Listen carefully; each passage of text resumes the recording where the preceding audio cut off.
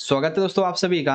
आज का ये लाइव सेशन क्लास 11 के बच्चों के लिए होने वाला है, जिसमें हम देखेंगे आपका जो सब्जेक्ट है पॉलिटिकल साइंस। ठीक है, इससे संबंधित आपका जो एनुअल एग्जाम कह सकते हैं या फिर टर्म 2 का जो एग्जाम है होने वाला है, उससे संबंधित 5 plus question paper with solution. यानी कि इस वीडियो में ये तकरीबन 1 घंटा, ठीक है, 1 घंटा और 40 से 45 मिनट का वीडियो बनेगा आपका ये। तो इस टाइम के बीच में हम 5 जो क्वेश्चन पेपर हैं आपके, वो देखेंगे विद सॉल्यूशन के साथ में।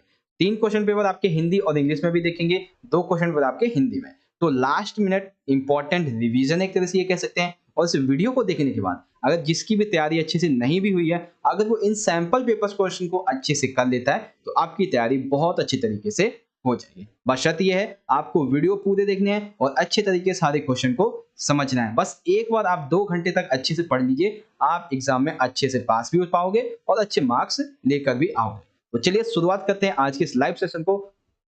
तो चलिए शुरू करते हैं। तो शुरुआत करते हैं सीरीज की, और आपको पता ही होगा कि हमारा सैंपल पेपर नंबर 1 है पॉलिटिकल का, जो कि आपका टर्म 2 के लिए होने वाला है। आंसर की हिंदी और इंग्लिश दोनों में ही हम देखने वाले हैं। तो चलिए शुरुआत करते हैं। पेपर पैटर्न की आपको बताने की जरूरत नहीं है, क्योंकि आप सभी को तो पता ही होगा। 2 घंटे की टाइमिंग है, मैक्सिमम मार्क्स आपके 40 हैं, नंबर ऑफ सेक्शंस आपके 3 होने वाले हैं। खंड का में आपके 2 अंक के 8 प्रश्न होंगे, खंड खा में आपके 4 अंक के 3 होंगे और एक होगा मानचित्र बेस्ड, और एक जो आपका खंड गा है इसमें 6 अंक के 2 प्रश्न होंगे। तो ये सारी चीजें तो आप सभी को ही पता होंगी। तो चलिए हम सीधा स्टार्ट करते हैं अपने क्वेश्चन आंसर को। तो देख सकते हैं यहाँ पे सबसे पहला हमारा क्वेश्चन है सेक्शन नंबर ए में सबसे पहला क्वेश्चन क्या है कि न्याय के प्रति विभिन्न अवधारणाओं का वर्णन कीजिए। यानी कि बेसिकली आपको यहाँ पे क्या लिखना है, न्याय के प्रति 2 अवधारणाएं लिखनी है। 2 मार्क्स का है तो आप 2 लिखेंगे। तो देखो, एक छोटी सी लाइन लिखेंगे कि समानता हो गया, स्वतंत्रता हो गई या फिर न्याय होगा। ये सभी ऐसे विषय होते हैं जिनकी अलग अलग परिस्थितियों में अलग अलग विचारकों ने अलग अलग अपनी भाषाएं दी हुई हैं। अब क्या क्या वो यहाँ पे देख सकते हैं कौन कौन सी परिभाषाएं हैं। जैसे मान लीजिए हमें 2 की लिखनी है, तो हमने आपको यहाँ पे 3 बताई हैं। चीनी दार्शनिक कन्फ्यूशियस क्या कहते हैं, भाई जो गलत करता है उसे दंडित करो और जो सही करता है उसे पुरस्कृत दो। इस तरीके से न्याय स्थापित कर सकते हैं। सुकरात क्या कहते हैं, ये कहते हैं कि अगर सभी लोग जो है वो अन्यायी हो जाएंगे तो समाज सुरक्षित रहेगा ही नहीं, इसीलिए व्यक्ति जो है उसका जो हिस्सा है उसे दे दो, सिंपल। और इमैनुअल कांट क्या कहते हैं, इमैनुअल कांट कहते हैं कि हर व्यक्ति एक मनुष्य होने के नाते उसकी एक गरिमा होती है, ठीक है, इसलिए उसे कुछ हमें अवसर प्रदान करने चाहिए ताकि वो अपनी प्रतिभा का विकास कर सके और अपने लक्ष्य तक पहुंच सके। ठीक है, तो ये आपका क्वेश्चन नंबर फर्स्ट का ये कंप्लीट हो गया, पहला वाला। अब इसमें आपको एक चॉइस देखने को मिलेगी। चॉइस क्या है कि चॉइस ये है, न्याय में देरी होना अंधेर होने जैसा ही है, कथन को स्पष्ट कीजिए। यानी कि न्याय में देरी हो रही है तो एक तरीके से अंधेर होना जैसा है। मतलब कई बार क्या होता है कि जो पीड़ित व्यक्ति है उसे न्याय पाने के लिए लंबे समय तक वो दर-दर भटकता रहता है। उसका इसलिए उसे जो न्याय होता है उसका विश्वास उठने लगता है। अब आप एक चीज़ देखिए कि आप जो है अभी वर्तमान में आपको न्याय चाहिए, न्याय आपको अभी से 50 साल बाद मिलता है तो उस न्याय का कोई मतलब नहीं है और उसके पीछे आपको भागना दौड़ना पड़ेगा, ये भी गलत है फिर। तो इसीलिए कभी-कभी क्या होता है, पीड़ित जो है उम्मीद के लिए हुए ज़िंदगी से चला जाता है। तो इसीलिए कहा गया है कि न्याय में देरी होना अंधेर होने जैसा है, सिंपल सा। कंप्लीट क्वेश्चन नंबर फर्स्ट आपका, ठीक है। अब देखो इसमें अगला इंग्लिश में, explain the difference concept towards justice. तो सबसे पहले आप जो कन्फ्यूशियस है उसके बारे में, सुकरात और इमैनुअल कांट। उसके बाद आ जाता है अगला point, explain the meaning of statement. ठीक है, क्या है कि delay in justice is a like darkness, यानी कि जो न्याय में देरी होना अंधेर होने जैसे, सिंपल सा। तो ये चीज आपको समझ में आ गई। अब देखिए इसका सेकंड क्वेश्चन क्या है। सेकंड क्वेश्चन है, संसदीय समितियों से आप क्या समझते हैं एवं वित्तीय समितियों का वर्णन कीजिए। तो संसदीय समितियां क्या होती हैं, तो कई प्रकार के विधायी कार्यों को करने के लिए, दैनिक कार्यों को करने के लिए जो संसद होती है वो संसदीय समितियों का गठन करती है। और ये क्या करती हैं समितियां, ये विभिन्न मामलों पर विचार विमर्श करती हैं, साथ ही साथ प्रशासनिक जो कार्य होते हैं उन पर नजर भी रखती हैं। बात करें वित्तीय समितियों की, तो वित्तीय समितियां कई प्रकार की होती हैं। जैसे पहले है लोक सेवा, ये क्या करती है, ये देखती है भाई कि जो विभिन्न प्रकार के विभाग हैं उनका खर्चा जो नियम अनुसार हुआ है या नहीं हुई है, कहाँ-कहाँ पे क्या-क्या खर्चा हुआ है, ये देखती है। प्राकृतिक समिति क्या करती है, ये देखती है भाई कि खर्चा जो है उसे हम किस तरीके से कम कर सकते हैं। और लोक उपक्रम ये देखती है भाई कि जो सरकारी उद्योग है और जो व्यवसाय है वो सही तरीके से चल रहे हैं या नहीं है, उनकी जांच करती है, सिंपल सा। ठीक है, तो ये चीज आपको समझ में आई क्वेश्चन नंबर सेकंड। अब देखिए इसको इंग्लिश में समझिए, what do you understand by parliamentary committees and describe financial committees. तो सबसे पहले पार्लियामेंट्री कमेटी होती क्या है, यहाँ से देख सकते हैं आप। उसके बाद पब्लिक अकाउंट्स कमेटी है एंड एस्टिमेट्स कमेटी है, कमेटी ऑन पब्लिक अंडरटेकिंग्स। तो ये सारे आंसर जो है क्वेश्चन के आप इसमें लिख देंगे। तो सेकंड क्वेश्चन भी आपका कंप्लीट हो गया इजीली तरीके से। आई होप आप समझ रहे होंगे। देखो बेसिकली क्या है कि ये वीडियो आपकी 1.5 घंटे की होने वाली है, इसलिए मैं सोच रहा हूँ कि आपको थोड़ा जल्दी से समझा दिया जाए। बात करें आपकी कि भारत के प्रधानमंत्री के लिए क्या-क्या योग्यताएं होनी चाहिए, तो ये चीज आप सभी को पता होगी। भारत का नागरिक हो, आयु 25 वर्ष हो, किसी भी लाभ की पद पर आसीन ना हो, पागल या दिवालिया ना हो, और किसी भी न्यायालय के द्वारा जो सजा प्राप्त है ऐसा बंदा नहीं होना चाहिए। और यही सेम चीज होती है राष्ट्रपति में, बस क्या होती है जो आयु है वो अलग होती है, वो होती है उसकी 35। ठीक है। अब देखो प्रधानमंत्री के लिए एक और अनिवार्य होता है कि सभी के लिए संसद का सदस्य होना अनिवार्य होता है। अगर कोई संसद का सदस्य हुए बिना बन जाता है तो सिंपल सा, कोई डरने की जरूरत नहीं है। आपको 6 महीने के अंदर क्या करना है, संसद के किसी भी लोकसभा राज्यसभा किसी भी संघ के जो अध्यक्ष है उसके रूप में निर्वाचित होना पड़ेगा। नहीं होते हैं तो भाई आपको पद से त्याग पत्र देना पड़ेगा, सिंपल सा है। ठीक है। तो थर्ड भी आपको समझ में आ गया। आप समझ लीजिए इंग्लिश में, what do you understand by the position, sorry what should be the position of prime minister of India, यानी कि यहाँ पे होना चाहिए था क्वालिफिकेशन। ठीक है, क्वालिफिकेशन क्या क्या होनी चाहिए, तो क्या क्या क्वालिफिकेशन है वो आप यहाँ पे इजिली सारी की सारी पढ़ सकते हैं। ठीक है। चलिए क्वेश्चन नंबर 4 देखते हैं। समानता के तत्व लिखिए। एक तरीके से आपको यहाँ पे क्या करना है, समानता की जो विशेषताएं हैं, क्या विशेषताएं होती है समानता की, वो लिखनी है। तो देखो सबसे पहली है समानता की यहाँ पे सबसे बड़ी विशेषता ये होती है कि जो विशेष अधिकार है उनकी अनुपस्थिति, यानी कि समाज में व्याप्त जो विशेष अधिकार है हमें उन्हें समाप्त करना होगा, जिससे बाकी के जो लोग हैं उन्हें उनका अधिकार मिल सके। समाज में सभी को विकास के समान अवसर उपलब्ध कराए जाने चाहिए। साथ ही साथ सभी व्यक्तियों को न्यूनतम आवश्यकता की पूर्ति के लिए अवसर मिलने चाहिए, ताकि वो अपनी जो आवश्यकताएं हैं न्यूनतम उनको पूरा कर सकें। साथ ही साथ अगर हम भेदभाव कर रहे हैं तो वो तर्कसंगत होना चाहिए। असमानों में असमानता और समानों में समानता के द्वारा ही समानता को स्थापित किया जाता है। यानी कि कुछ मामलों में जैसे मान लीजिए विकलांग है, उनके साथ में थोड़ा और अच्छे से पेश आना पड़ेगा। ठीक है, तो वही कहा गया जो समान है उनके साथ समान रखिए, जो असमान है उनके साथ असमान व्यवहार कीजिए। Simple, complete. चलिए आगे देखते हैं अब इसको इंग्लिश में। Right the elements of equality. Equality के क्या क्या एलिमेंट्स हैं, क्या क्या फीचर्स हैं एक तरीके से सिमिलरिटी के, तो वो सारे के सारे आप यहाँ पे देख सकते हैं। पहला, दूसरा, तीसरा, चौथा, ये सारे आप लिख देंगे। ठीक है। चलिए आगे देखते हैं क्वेश्चन नंबर 5।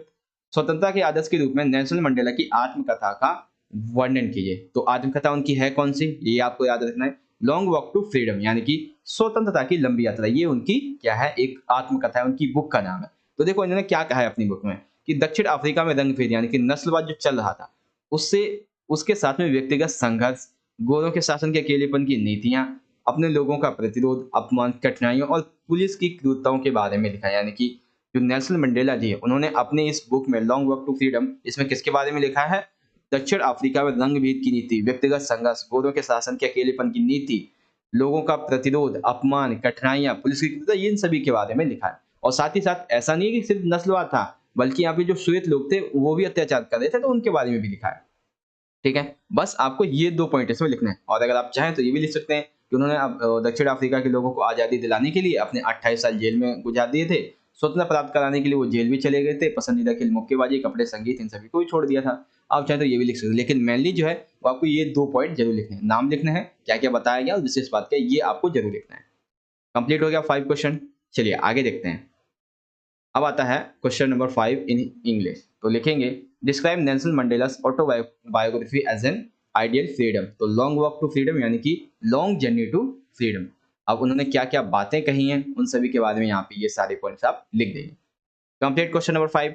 चलिए क्वेश्चन नंबर देखते हैं 6 में है न्यायपालिका और संसद के बीच विवाद के कुछ 4 मुद्दे। तो कौन कौन से वो 4 मुद्दे हैं न्यायपालिका और संसद के बीच में, वो हमें लिखने हैं। तो देखो यहाँ पे बेसिकली क्या है, हम 4 मुद्दों की बात कर रहे हैं जो मेनली मुद्दे हैं। कौन कौन से, कि संसद कहती है कि भाई हमारा जो निजी संपत्ति का अधिकार का दायरा है वो हमारा कितना होगा। संसद ये कहती है कि हम मौलिक अधिकारों को सीमित कर सकते हैं, उन्हें प्रतिबंधित कर सकते हैं, और समाप्त करने की जो हमारी शक्ति है वो कितनी तक होगी, हम क्या क्या इसमें चेंजेस कर सकते हैं। संसद ये कहती है कि संविधान संशोधन करने की शक्ति हमारी कितनी होगी। क्या संसद जो है वो कभी नीति निर्देशक तत्वों को लागू करने के लिए ऐसे कानून बना सकती है जो मौलिक अधिकारों को प्रतिबंधित करें। तो ये सारे जो है इनके बीच में विवाद के कारण है। अब इसी में एक क्वेश्चन जो 2 मार्क्स से पूछा जा सकता है कि संपत्ति के अधिकार को लेकर संसद और न्यायपालिका का क्या कहना है। तो देखो संसद क्या कहती है, संसद कहती है भाई कि संपत्ति रखने का जो अधिकार है उस पे हम लोग जो है, हम संसद जो है वो कुछ प्रतिबंध लगाना चाहते हैं ताकि हम भूमि सुधार कानून को लागू कर सके। लेकिन न्यायालय क्या कहता है, न्यायालय कहता है कि संसद मौलिक अधिकारों में किसी भी प्रकार का संविधान संशोधन कोई भी कर ले फिर भी उन्हें सीमित नहीं कर सकती है। ठीक है, कंप्लीट हो गया आपका ये। तो क्वेश्चन नंबर 6 आपको हिंदी में समझ में आ गया। अब समझिए इसे इंग्लिश में।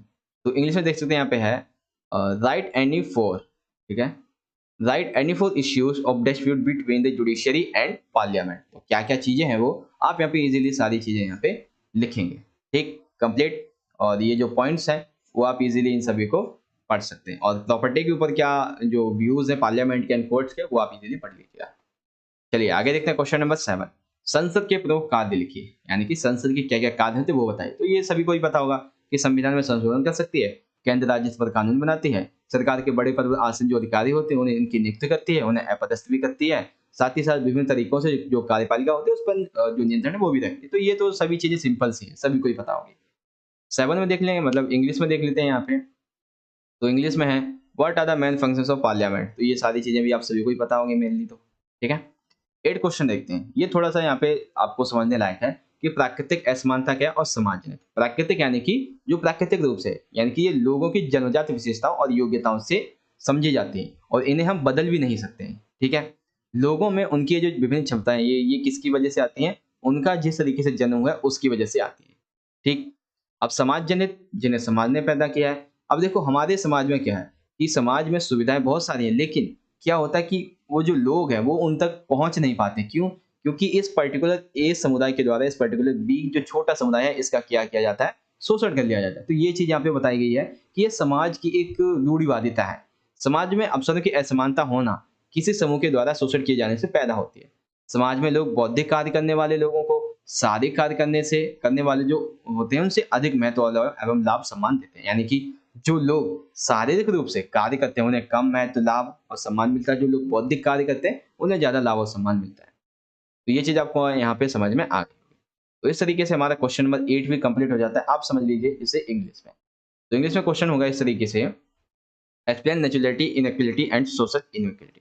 ठीक है, नेचुरल इनइक्वलिटी क्या है, सोशल इनइक्वलिटी क्या है, ये समझाइए। तो देख सकते हैं सारे पॉइंट्स यहाँ पे लिखे हुए हैं इन सभी के बारे में। सोशल क्या है, क्रिएटेड बाय सोसाइटी, ये सारे पॉइंट्स आप यहाँ पे लिख देंगे।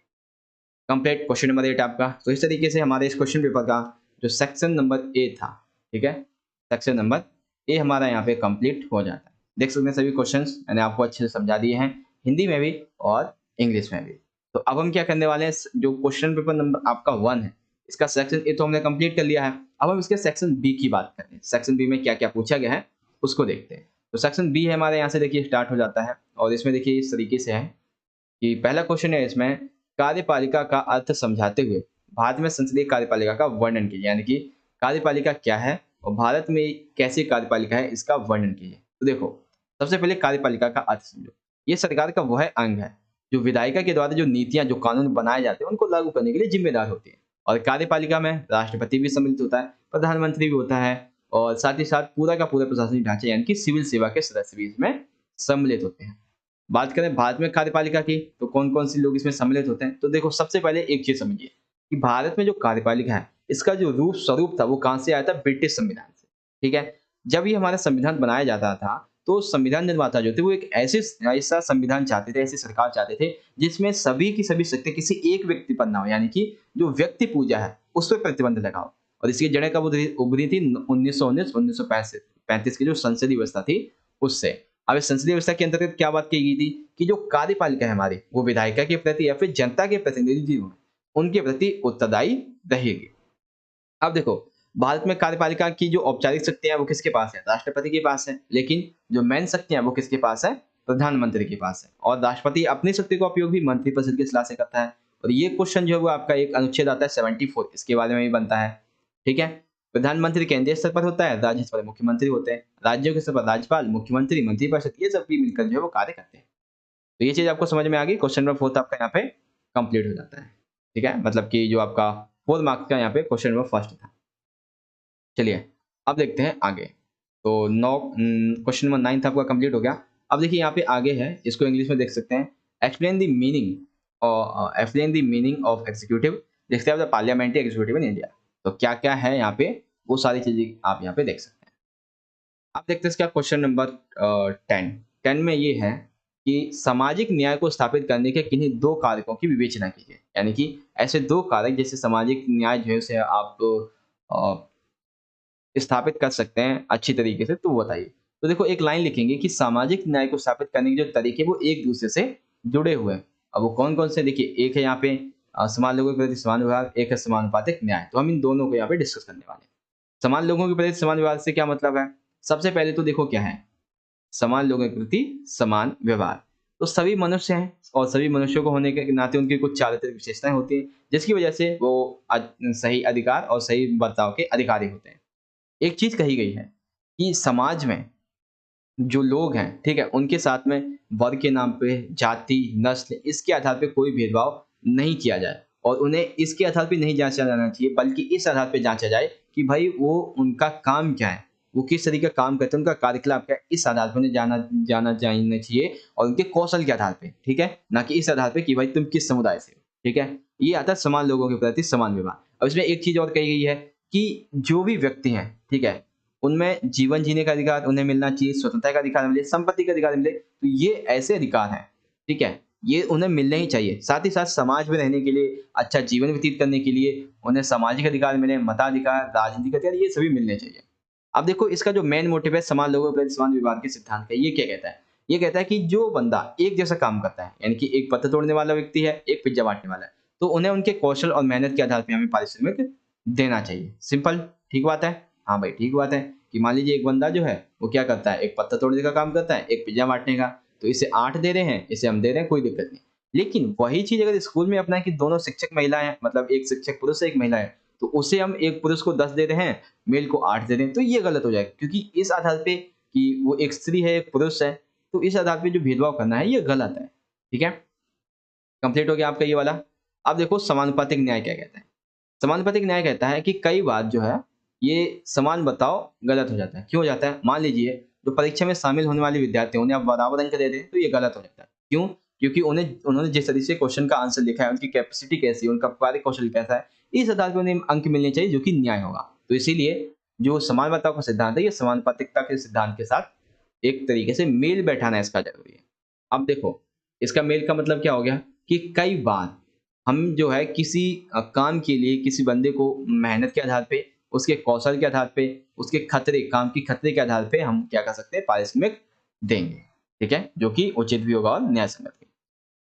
कंप्लीट यहाँ पे हो गया आपका ये वाला क्वेश्चन भी। तो क्वेश्चन नंबर 10 क्या है कि न्याय को स्थापित करने के लिए जो विभिन्न सिद्धांत हैं उनकी हमें चर्चा करनी थी।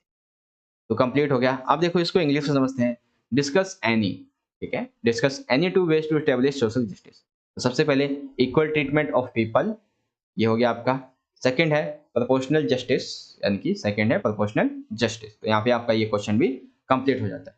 अब बारी आती है बच्चों सेक्शन नंबर बी के सबसे आखिरी प्रश्न की, जिसमें है आपका मैप, ठीक है? तो मैप का आपको क्या बताना है, ए, बी, सी और डी ये क्या है, 4 दर्शाए गए, जो कि क्या है द्विसदनीय विधानमंडल। अब ये कौन-कौन से राज्य हैं, ये हमें बताने हैं।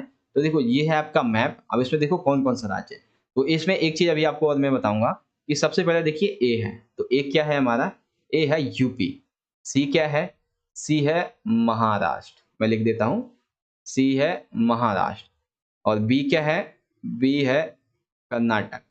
और डी क्या है? डी है तेलंगाना। ठीक? अब देखो इसमें 2-3 चीज़ें और याद रखनी है। एक ये वाला जो एरिया है, ये भी आपका इसमें सम्मिलित है, जिसे हम कहते हैं बिहार, ठीक है? इसे हम बिहार कहते हैं। और इसके नीचे वाला एक जो एरिया है तेलंगाना के नीचे, इसे हम कहते हैं आंध्र प्रदेश, ठीक है? ये आंध्र प्रदेश हो गया। और देखो भारत जो है जब जम्मू कश्मीर ये एक ही एरिया था, तब जम्मू कश्मीर सम्मिलित था, लेकिन अब जम्मू कश्मीर इसमें सम्मिलित नहीं है, क्योंकि अब वो एक यूनियन टेरिटरी बन चुकी है। अब इसमें एक उड़ीसा है और एक है आपका यहाँ पे असम। तो भारतीय सरकार जो है, उसने कहा है कि चाहे तो उड़ीसा और असम जो है, वो अपनी द्विसदनीय विधानमंडल बना सकते हैं, ठीक है? वर्तमान में है या नहीं है, इसकी कोई गारंटी नहीं है वहाँ की। लेकिन अगर एग्ज़ाम में क्वेश्चन आता है कि भाई मतलब कि यहाँ पे अगर आपको इंडिकेट करके दे देगा, जैसे ए लिखा हुआ है, यहाँ पे उड़ीसा पे ए लिख देगा, तो आप बिल्कुल भी आँख बंद करके नाम लिख के आ जाएँगे, हाँ, ये उड़ीसा है, ठीक है? तो देखो टोटली जो है वो आपका मैप 4 मार्क्स का इन्हीं 7 राज्यों से, 6 राज्यों से बनने वाला है, ठीक? तो इसको आप बहुत अच्छे तरीके से याद कर लेंगे। कौन-कौन से एक बार दोबारा से आपको समझा देता हूँ। देखो, यूपी है, महाराष्ट्र है, तेलंगाना है, कर्नाटक है, आंध्र प्रदेश है, बिहार है, उड़ीसा है, ठीक? ये आप याद रखेंगे साथ। चलिए आगे देखते हैं। अब आता है section number C. Section C में देखिए हमारा ये क्वेश्चन है कि न्यायपालिका जो है इसकी हमें पिरामिड रूपी संरचना का वर्णन करना है। ठीक है, यानी कि एक तरीके से ये जो एक पिरामिड होता है, ठीक है, ये जो एक एक तरीके से, हाँ, ये जो पिरामिड होता है इसमें सबसे ऊपर सुप्रीम कोर्ट होता है, फिर हाई कोर्ट होता है, फिर डिस्ट्रिक्ट कोर्ट होता है, फिर सब कोऑर्डिनेट कोर्ट होता है। तो इन्हीं की हमें क्या करनी है, यहाँ पे विशेषता बतानी है। तो सबसे पहले सर्वोच्च न्यायालय, उच्च न्यायालय, जिला न्यायालय और अधीनस्थ न्यायालय। तो इन सभी को हम क्या करने वाले हैं अभी समझेंगे। तो देखो सभी के अधिकार लिखे हुए हैं और कुछ अधिकार आप सभी को ही पता होंगे कि सर्वोच्च न्यायालय एक ही न्यायालय है, तो इसके जो फैसले वो सभी को मानने पड़ते हैं। ये किसी भी अदालत का मुकदमा अपने पास मंगवा सकता है। ठीक है, वहीं उच्च न्यायालय जो है वो क्या करती है कि अपने से निचली अदालतें जो है उनका मुकदमा अपने पास मंगवा सकता है, उनकी अपील पर सुनवाई करता है। ठीक है, मौलिक अधिकारों के लिए रिट बहाल करती है सर्वोच्च न्यायालय, जो केंद्रीय स्तर पर होते हैं, और जो राज्य स्तर पर होते हैं उसके लिए कौन करती है, हाँ, दूसरा वाला, ये कौन करती है, उच्च न्यायालय करती है। किसी भी एक उच्च न्यायालय के मुकदमे को दूसरे उच्च न्यायालय में भिजवा भी सकती है, अपने पास भी मंगवा सकती है। यह उच्च न्यायालय के न्यायाधीशों का तबादला भी कर सकती है, एक न्यायालय से दूसरे न्यायालय में भेज भी सकती है। और जो उच्च न्यायालय है वो क्या करती है, अपने अधीनस्थ जो जिला अदालत है उनका पर्यवेक्षण करती है, उनका नियंत्रण करती है। बात करें जिला अदालत की, तो ये क्या करती है, जिले में दायर जितने मुकदमे होते हैं उनकी सुनवाई करती है। साथ ही साथ निचली अदालत यानी कि अधीनस्थ अदालत की जो सुनवाई होती है उस पे जो है सुनवाई करती है, और गंभीर किस्म के जो आपराधिक मामले उस पर सुनवाई करती है, सिंपल सा। और अधीनस्थ क्या होता है, फौजदारी दीवानी यानी कि जो जमीन जायदाद से संबंधित है, चोरी से संबंधित है, वो सभी जो मामले में वो कौन देखती है, अधीनस्थ न्यायालय। ठीक है, तो पिरामिड रूपी संरचना में जो है आपको यही पॉइंट मेनली याद रखने हैं। ठीक है, तो सर्वोच्च न्यायालय क्या है, उच्च न्यायालय क्या है, जिला न्यायालय। अब देखो इसमें एक अथवा में प्रश्न है। अथवा में क्या प्रश्न है, न्यायपालिका की स्वतंत्रता को बनाए रखने के लिए संविधान के विभिन्न प्रावधान कौन-कौन से हैं? न्यायपालिका की स्वतंत्रता को बनाए रखने के लिए विभिन्न प्रावधान निम्न लिखित हैं। सबसे पहले योग्यता रखेंगे। तो योग्यता ये बताई गई थी भाई कि अगर आपको न्यायाधीश बनना है तो आपको वकालत और कानून के विशेषज्ञ होना जरूरी है। आपको राजनीति में महारत हासिल हो या ना हो, इससे कोई मतलब नहीं है। ठीक है? उसके बाद क्या कहते हैं ये कि न्यायाधीशों की नियुक्ति के संबंध में प्रावधान, यानी कि देखो नियुक्ति का अधिकार किसके पास है, राष्ट्रपति के पास है। राष्ट्रपति जो क्या करता है कि जो मुख्य न्यायाधीश होता है और एक जो अन्य वहाँ के वरिष्ठ न्यायाधीश होते हैं उनसे सलाह लेता है कि भाई अब जो नया मुख्य न्यायाधीश है वो हम किससे बनाए, क्योंकि 65 एज के बाद क्या होता है, एक नए न्यायाधीश की हमें जरूरत पड़ती है। ठीक है, उसके बाद पद की सुरक्षा, पद की सुरक्षा कैसे की गई है कि कोई भी उन्हें उनके पद से हटा नहीं सकता है। ठीक है, और हटाने की जो प्रक्रिया है वो बहुत ही जटिल है। क्या प्रक्रिया है, अगर अतिक्रमण या फिर अयोग्यता के आधार पर उसे हटाया जाता है। और कैसे हटाया जाएगा, सबसे पहले तो एक आशय प्रस्ताव जो है वो काफी संसद के दोनों सदनों में 2/3 बहुमत से, जो कि काफी कठिन काम होता है, तो इसीलिए कहा गया कि पद की सुरक्षा बहुत अच्छी है।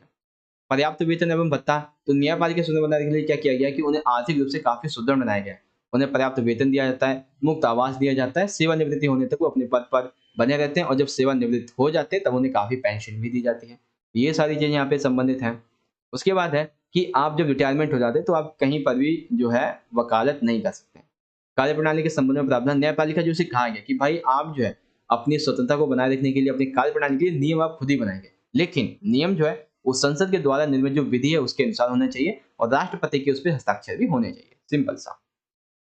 अब देखो ये तो आपका हिंदी में यहाँ पे कंप्लीट आपको समझ में आ गया, हिंदी में आपका क्वेश्चन किस तरीके से आएंगे, ये दोनों के दोनों पिरामिड रूपी संरचना। उसके बाद जो न्यायपालिका की स्वतंत्रता को बनाए रखने के लिए कौन कौन से प्रावधान है ये। आप देखो इसे इंग्लिश में, तो इंग्लिश में क्वेश्चन इस तरीके से होता होगा कि the paramedical structure of the judiciary is its success. तो सबसे पहले क्या लिखेंगे, सुप्रीम कोर्ट, उसके बाद लिखेंगे हाई कोर्ट। ठीक है, फिर आ जाता है नीचे district court and sub coordinate court. अब इंग्लिश में दूसरा क्वेश्चन है, what are the various provisions of constitution to maintain the independence of the judiciary. तो क्या है वो चीजें आप लिखेंगे, सबसे पहला लिखेंगे आप qualification, provisions regarding the appointment of जजेस, security of the post, sufficient salary and allowances, and आगे है restrictions on practicing law after retirement, provisions regarding the functioning of the judiciary itself, also the power to make itself regulating its functioning to maintain the independence of the judiciary। तो ये सभी point जो है वो आप यहाँ पे easily लिख देंगे। तो यहाँ पे आपका question number 12 in Hindi in English also has been completed. चलिए आगे देखते हैं अगला क्वेश्चन। क्वेश्चन आता है 13। ये प्रश्न भी काफी इंपॉर्टेंट है, आपका बहुत बार पूछा गया है। अभिव्यक्ति की स्वतंत्रता से आप क्या समझते हैं, आपकी राय में इस स्वतंत्रता पर प्रतिबंध जो समुचित उचित प्रतिबंध वो क्या हो सकते हैं, उदाहरण से। तो पहले स्वतंत्रता का मतलब समझिए। मतलब ये एक मौलिक आवश्यकता है एक व्यक्ति के लिए, जो कि लोकतंत्र को, प्रजातंत्र को सफल बनाती है। कैसे? एक व्यक्ति हो गया, एक पुरुष हो गया, जब तक वो स्वयं को अभिव्यक्त नहीं करेगा, तो वो किस बात की उसे स्वतंत्रता है? तो उसको जो है लिबर्टी, उसको जो फ्रीडम है, वो तभी मिलेगी जब खुद को वो एक्सप्रेस करेगा। ठीक है? इसे हम ये कह सकते हैं कि भाई राज्य जो है, वो लोगों की बोलने की जो स्वतंत्रता है, उसमें हस्तक्षेप ना करे। कैसी स्वतंत्रता है? कि उन्हें लिखने का अधिकार है, कार्य करने का अधिकार है, चित्रकारी करने का अधिकार है, उन्हें बोलने का और अपनी कला को निखारने का अधिकार होना चाहिए। बात करें स्वतंत्रता पर जो प्रतिबंध है उसके बारे में, तो प्रतिबंध तो लगाना किसी बंदे की स्वतंत्रता पर बहुत आसान होता है, ठीक है? लेकिन ये काफ़ी घातक भी साबित हो सकता है हमारे भविष्य के लिए। क्यों? क्योंकि अगर एक बार इस ए बंदे ने क्या किया, इस बी बंदे पर प्रतिबंध लगाया, ठीक है? इसको डराया, धमकाया, दबाया, तो उसकी फिर आदत बन जाएगी कि इसको अब मुझे डराना है, धमकाना है, और ये बी बंदा जो है, वो कभी इस बात को मान ही नहीं सकता कि मैं स्वतंत्र हूँ, ठीक है? उसके लिए स्वतंत्रता का मतलब यही हो जाएगा कि भाई इसने मुझे डरा रखा है, ये मेरी स्वतंत्रता है, सिंपल। ठीक है? तो ये सारी चीज़ें आपको याद रखनी है। अब कई तथ्य प्रस्तुत किए गए हैं कि अगर आप जो है कुछ ऐसा कार्य करते हैं तो आपकी जो स्वतंत्रता है उसे प्रतिबंध लगाया जाए। जैसे समाचार जो पत्र है, यानी कि मीडिया जो है, उसे हमने ये स्वतंत्रता तो दे दी है कि संसद हो गया या फिर विधानमंडल की जो कार्यवाही उसको आप प्रकाशित कर सकते हैं। लेकिन प्रतिबंध ये लगाया गया है कि आप, यानी कि सोशल मीडिया, किसी भी अश्लील या फिर किसी भी विघटनकारी कार्य को, किसी विघटनकारी जो घटना है, उसे आप अपने चैनल पे नहीं दिखा सकते। देश की संप्रभुता या फिर अखंडता या शिष्टाचार के हितों के बारे में, अहितों के बारे में आप बोलते हैं, यानी कि संप्रभुता के बारे में बोलते हैं, शिष्टाचार के बारे में गलत बोलते हैं, राज्य की सुरक्षा के बारे में गलत बोलते हैं, विदेशी राज्यों के जो मैत्रीपूर्ण संबंध है उसके बारे में गलत बोलते हैं, लोक व्यवस्था के बारे में गलत बोलते हैं, यानी कि जो हमारी व्यवस्था बनी हुई है उसके बारे में गलत बोलते हैं, न्यायालय के द्वारा कोई कानून बनाया गया उसकी अवमानना करते हैं। तो हाँ, इस आधार पे आपकी जो अभिव्यक्ति की स्वतंत्रता है उस पर आपका प्रतिबंध लगा दिया जाएगा। ठीक है? अब देखो, यहाँ पे एक उदाहरण ले सकते हैं आप, सिर्फ़ एक उदाहरण लिखेंगे, ज़्यादा लिखने की ज़रूरत नहीं है, कि फ़िल्म निर्माता दीपा मेहता का, इसके बारे में एक उदाहरण लिख देंगे, और भी चाहे तो उदाहरण लिख सकते हैं, ओबी मेनन की रामायण रिटोल्ड है, ठीक है? सलमान रुश्दी की द सैटेनिक वर्स, ये सारे उदाहरण जो है इसमें से आप कोई एक लिख दीजिएगा, ठीक है? ज़्यादा नहीं लिखना है, एक ही उदाहरण आपको लिखना है। तो 13 आपको समझ में आ गया। अब देखिए इसको दूसरा क्वेश्चन। दूसरा है, स्वतंत्रता की परिभाषा बताते हुए इस पे प्रतिबंध आवश्यक क्यों है? प्रतिबंध कैसे लगाए जा सकते हैं, ये समझिए। तो देखो, स्वतंत्रता का अर्थ क्या होता है? अर्थ होता है कि स्वतंत्रता मतलब वही सिंपल सी चीज़ कि इसकी अलग-अलग परिस्थितियों में अलग-अलग भाषाएँ होती हैं। अर्थ होता है नॉर्मल रूप में आज़ादी, यानी कि व्यक्ति पर बाहरी प्रतिबंधों की अभाव होना। यदि किसी भी व्यक्ति पर बाहरी प्रतिबंध या फिर नियंत्रण नहीं होगा, तभी वो बिना किसी पर निर्भर हुए अपना आसानी से निर्णय ले सकेगा और उसे हम स्वतंत्र मानेंगे। यानी कि एक प्रकार से स्वतंत्रता का मतलब ये हो गया, हर व्यक्ति पर एक तरीके का कोई प्रतिबंध नहीं, उसको जो चाहे सो करे का अधिकार मिल जाता है। ठीक? अब प्रतिबंध लगाना क्यों ज़रूरी है? तो प्रतिबंध लगाना इसलिए ज़रूरी होता है ताकि दूसरे जो व्यक्ति हैं, उनके अधिकारों का हनन ना हो, उनके अधिकारों की पूर्ति हो सके। टकराव की स्थिति जो है जो वो रोकी जा सके, यानी कि मान लीजिए कोई लड़ाई के लिए तैयार हो गया है, अब जैसे चालान करते समय सड़क पे क्रोध दिखा रहा है, पार्किंग करते समय ज लड़ाई हो रही है, ज़मीन आदि से लड़ने के लिए जो रोकने के लिए आपकी स्वतंत्रता जो उस पर, आपकी जो फ्रीडम है, उस पे जो रिस्ट्रिक्शंस लगाए जा सकते हैं।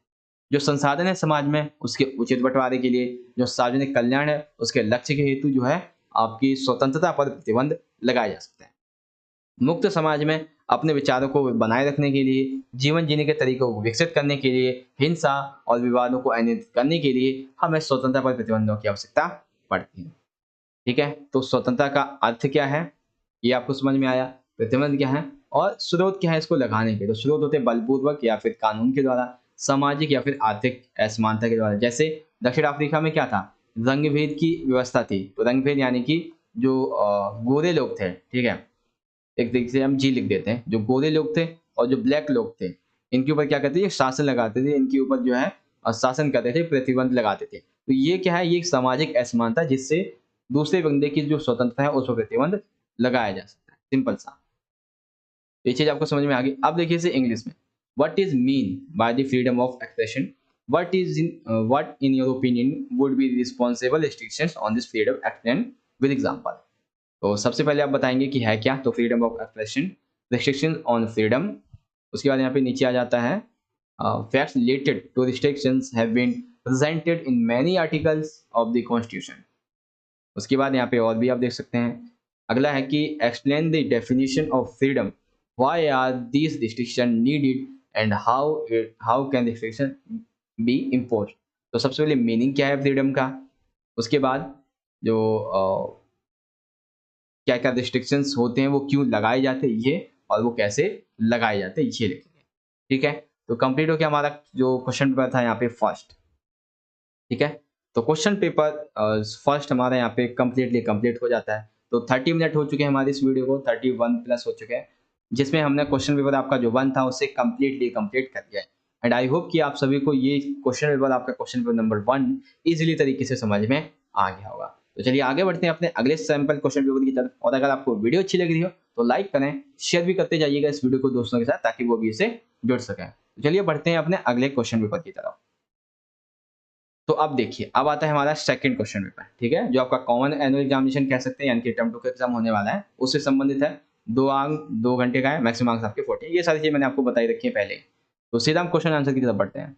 देखो, खंड का आ गया हमारा यहाँ पे क्वेश्चन। सबसे पहला है, अध्यक्षात्मक सरकार में राष्ट्रपति, राज्य और सरकार दोनों का ही प्रधान होता है, कैसे? ठीक है? इस presidential government the president is the head of both the state and the government how. अथवा में होगा कि आमतौर पर देखा गया है कि संसदीय कार्यपालिका वाले जो देश होते हैं उसमें प्रधानमंत्री बहुत प्रभावशाली शक्ति बन जाता है। ऐसा किन कारणों की वजह से होता है? और भी यहाँ पे आप चाहे तो देख सकते हैं कि it is generally seen that in countries with parliamentary executive the prime minister becomes very influential and powerful. For what reason does it happen? तो सबसे पहले अध्यक्षात्मक सरकार की बात करेंगे। ठीक है? तो क्या यहाँ पे हम बात करने वाले हैं? तो बेसिकली क्या होता है कि एक ही व्यक्ति की नेतृत्व, अब राज्य का भी सरकार का एक ही है, तो सिंपल सी बात है, एक व्यक्ति का नेतृत्व सिद्धांत हो गया। तो इसमें क्या होता है, राष्ट्रपति राज्य का भी सरकार का दोनों का प्रधान होता है। जिस तरह से संसदीय व्यवस्था में प्रधानमंत्री का चुनाव होता है जनता के द्वारा, उसी तरह जो राष्ट्रपति होता है उसका भी चुनाव होता है जनता के द्वारा। और ये राष्ट्रपति विधायिका के प्रति जवाबदेही नहीं होती है इसकी, जैसे देश हो गए अमेरिका है, ब्राजील है और लैटिन अमेरिका है। ठीक? अब इसी को आपको अगर इंग्लिश में समझना है तो इंग्लिश में देख सकते हैं, ये यहाँ से इतना पूरा का पूरा लिखा हुआ है। अथवा में क्वेश्चन था कि प्रधानमंत्री की शक्ति की जो है वो शक्तियाँ क्यों बढ़ जाती है, एक तरीके से शक्ति के स्रोत क्या है? तो मंत्रिपरिषद का प्रधान होता है, और राष्ट्रपति संसद के बीच जो सेतु का कार्य करता है वो प्रधानमंत्री करता है। मीडिया तक इसकी पहुंच होती है। प्रधानमंत्री के चुनाव के दौरान उसका व्यक्तिगत उभार आता है। प्रधानमंत्री जब विदेशी यात्राओं पर जाते हैं तो अंतर्राष्ट्रीय मामलों में उसकी नेता की छवि होती है। तो ये सारी चीजें आप जो है यहाँ पे लिखेंगे। इंग्लिश में देख लेते हैं। तो following are the source of power of the prime minister. तो वो क्या क्या सोर्स हैं वो आप यहाँ पे इजीली लिख देंगे। तो ये सारे के सारे सोर्स हैं, ये आपको समझ में आ गए होंगे। तो कंप्लीट हो जाता है हमारे यहाँ पे क्वेश्चन नंबर फर्स्ट में हमारे 2 क्वेश्चन थे, ये वाला है। ठीक है, कंप्लीट। अब बात करते हैं क्वेश्चन नंबर सेकंड की। सेकंड है, तुम जो कहते हो मैं उसका समर्थन नहीं करता, यानी तुमने जो कहा है मैं उसका बिल्कुल ही समर्थन नहीं करता। मरते दम तक तुम्हारे कहने के अधिकार का बचाव करूंगा। यानी कि इसमें किस चीज की, किस स्वतंत्रता की बात कही गई है और ये किसके द्वारा? तो ये कथन है वाल्टियर का, और इसमें जो है अभिव्यक्ति की स्वतंत्रता की बात की गई है। ठीक है, अब देखो संसद के प्रमुख 4 कार्य, तो हमने कार्य तो पहले देख लिए थे फर्स्ट वीडियो में ही। ठीक है, तो इसको हमें बताने की जरूरत नहीं है। देखो जो क्वेश्चन मैं करवा चुका हूँ आपको, वो क्वेश्चन हम इस सैंपल पेपर में नहीं करेंगे। ठीक है, क्यों? क्योंकि भाई फालतू में टाइम वेस्ट हो जाएगा हमारा। ठीक है, तो हम इसे छोड़ते हैं यहीं पे। जैसे क्या कर सकते हैं फिर भी देख लो। कानून बनाती है संवैधानिक सूची में और राज्य सूची में, जो संविधान में संशोधन कर सकती है। एक बहस का मंच है, कार्यपालिका पर नियंत्रण रखती है। ये सारी चीजें आप इसमें लिख देंगे। तो इस क्वेश्चन को मैंने समझाया हुआ है आपको पहले से, इसीलिए मैं इसको नहीं समझाने वाला।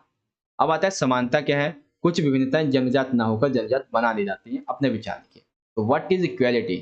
What are some of variation that have been made initiate but not in bond? Right your views on this regard. तो देखो कैसे लिखेंगे। तो समाज में किसी वर्ग या जाति, रंग, क्षेत्र, किसी बंदे के साथ में इसके आधार पे आर्थिक स्तर पर भेदभाव की मनाही होती है और सभी को समान अवसर प्राप्त होते हैं। और समानता की ये दावा है कि सभी व्यक्ति एक व्यक्ति होने के नाते वो कुछ महत्व और सम्मान के अधिकारी होते हैं। अब देखो कई बार क्या होता है कि कोई विभिन्नता जो है वो लंबे समय तक अगर बनी रहती है तो हम क्या मानते हैं कि भाई अब जो है ये तो प्राकृतिक हो गया मेरे लिए। मान लीजिए ये जो कुछ महिलाएं हैं, ठीक है, ये 2 समुदाय ए और बी। इस ए समुदाय में जो महिलाएं हैं वो क्या करती हैं, पढ़ लिख सकती हैं अच्छे से क्योंकि अमीर हैं। बी समुदाय की महिलाएं क्या हैं, वो गरीब हैं तो ये पढ़ लिख नहीं सकते हैं। तो अब ये बी महिलाएं जो होंगी बी समुदाय की, ये कहेंगे भाई हमारा तो एक तरीके से ये तो प्राचीन काल से चला आ रहा है कि हमारे समुदाय की महिलाएं कभी पढ़ ही नहीं सकती। तो ये चीज गलत होती है, जो समाज में रूढ़िवादिता फैली होती है। ठीक है, प्राचीन समय में महिलाओं को अबला समझा जाता था, पुरुषों से कमतर, डरपोक, उन्हें समान अधिकार से वंचित किया जाता था और इन सभी चीज़ों को न्याय संगत माना जाता था। ठीक है? अब इसी चीज़ को आपको इंग्लिश में समझना है तो ये सारे 2 पॉइंट यहाँ पे लिखे हुए हैं, आप इसे पढ़ सकते हैं। अब देखिए यहाँ पे क्या है, क्वेश्चन है कि न्यायपालिका और संसद के बीच विवाद के कुछ 4 मुद्दे देखो। तो गाइस 4 मुद्दे कौन-कौन से हैं इसको हम क्वेश्चन पेपर नंबर फर्स्ट में ही देख चुके हैं। ठीक है? निजी संपत्ति का दायरा, मौलिक अधिकार को सीमित प्रतिबंधित समाप्त करने की शक्ति, संसद द्वारा संविधान संशोधन का दायरा और नीति नेतृत्व को लागू करने के लिए मौलिक अधिकारों से प्रतिबंधित कानून होने बना सकती है नहीं। तो ये सारे पॉइंट्स हम देख चुके हैं पहले, तो इसे हमें यहाँ पे पढ़ने की जरूरत नहीं। अब देखो यहाँ पे फिर से एक क्वेश्चन रिपीट हुआ है। क्या रिपीट हुआ है? न्याय क्या होता है? और विभिन्न किन्हीं 2 दार्शनिक। तो न्याय क्या होता है? प्राचीन भारतीय समाज में न्याय जो था वो धर्म से जुड़ा हुआ है और वर्तमान में न्याय का संबंध किससे? हमारे सामाजिक जीवन से। ठीक है? जिसके द्वारा सामाजिक कर्तव्यों का बंटवारा होता है।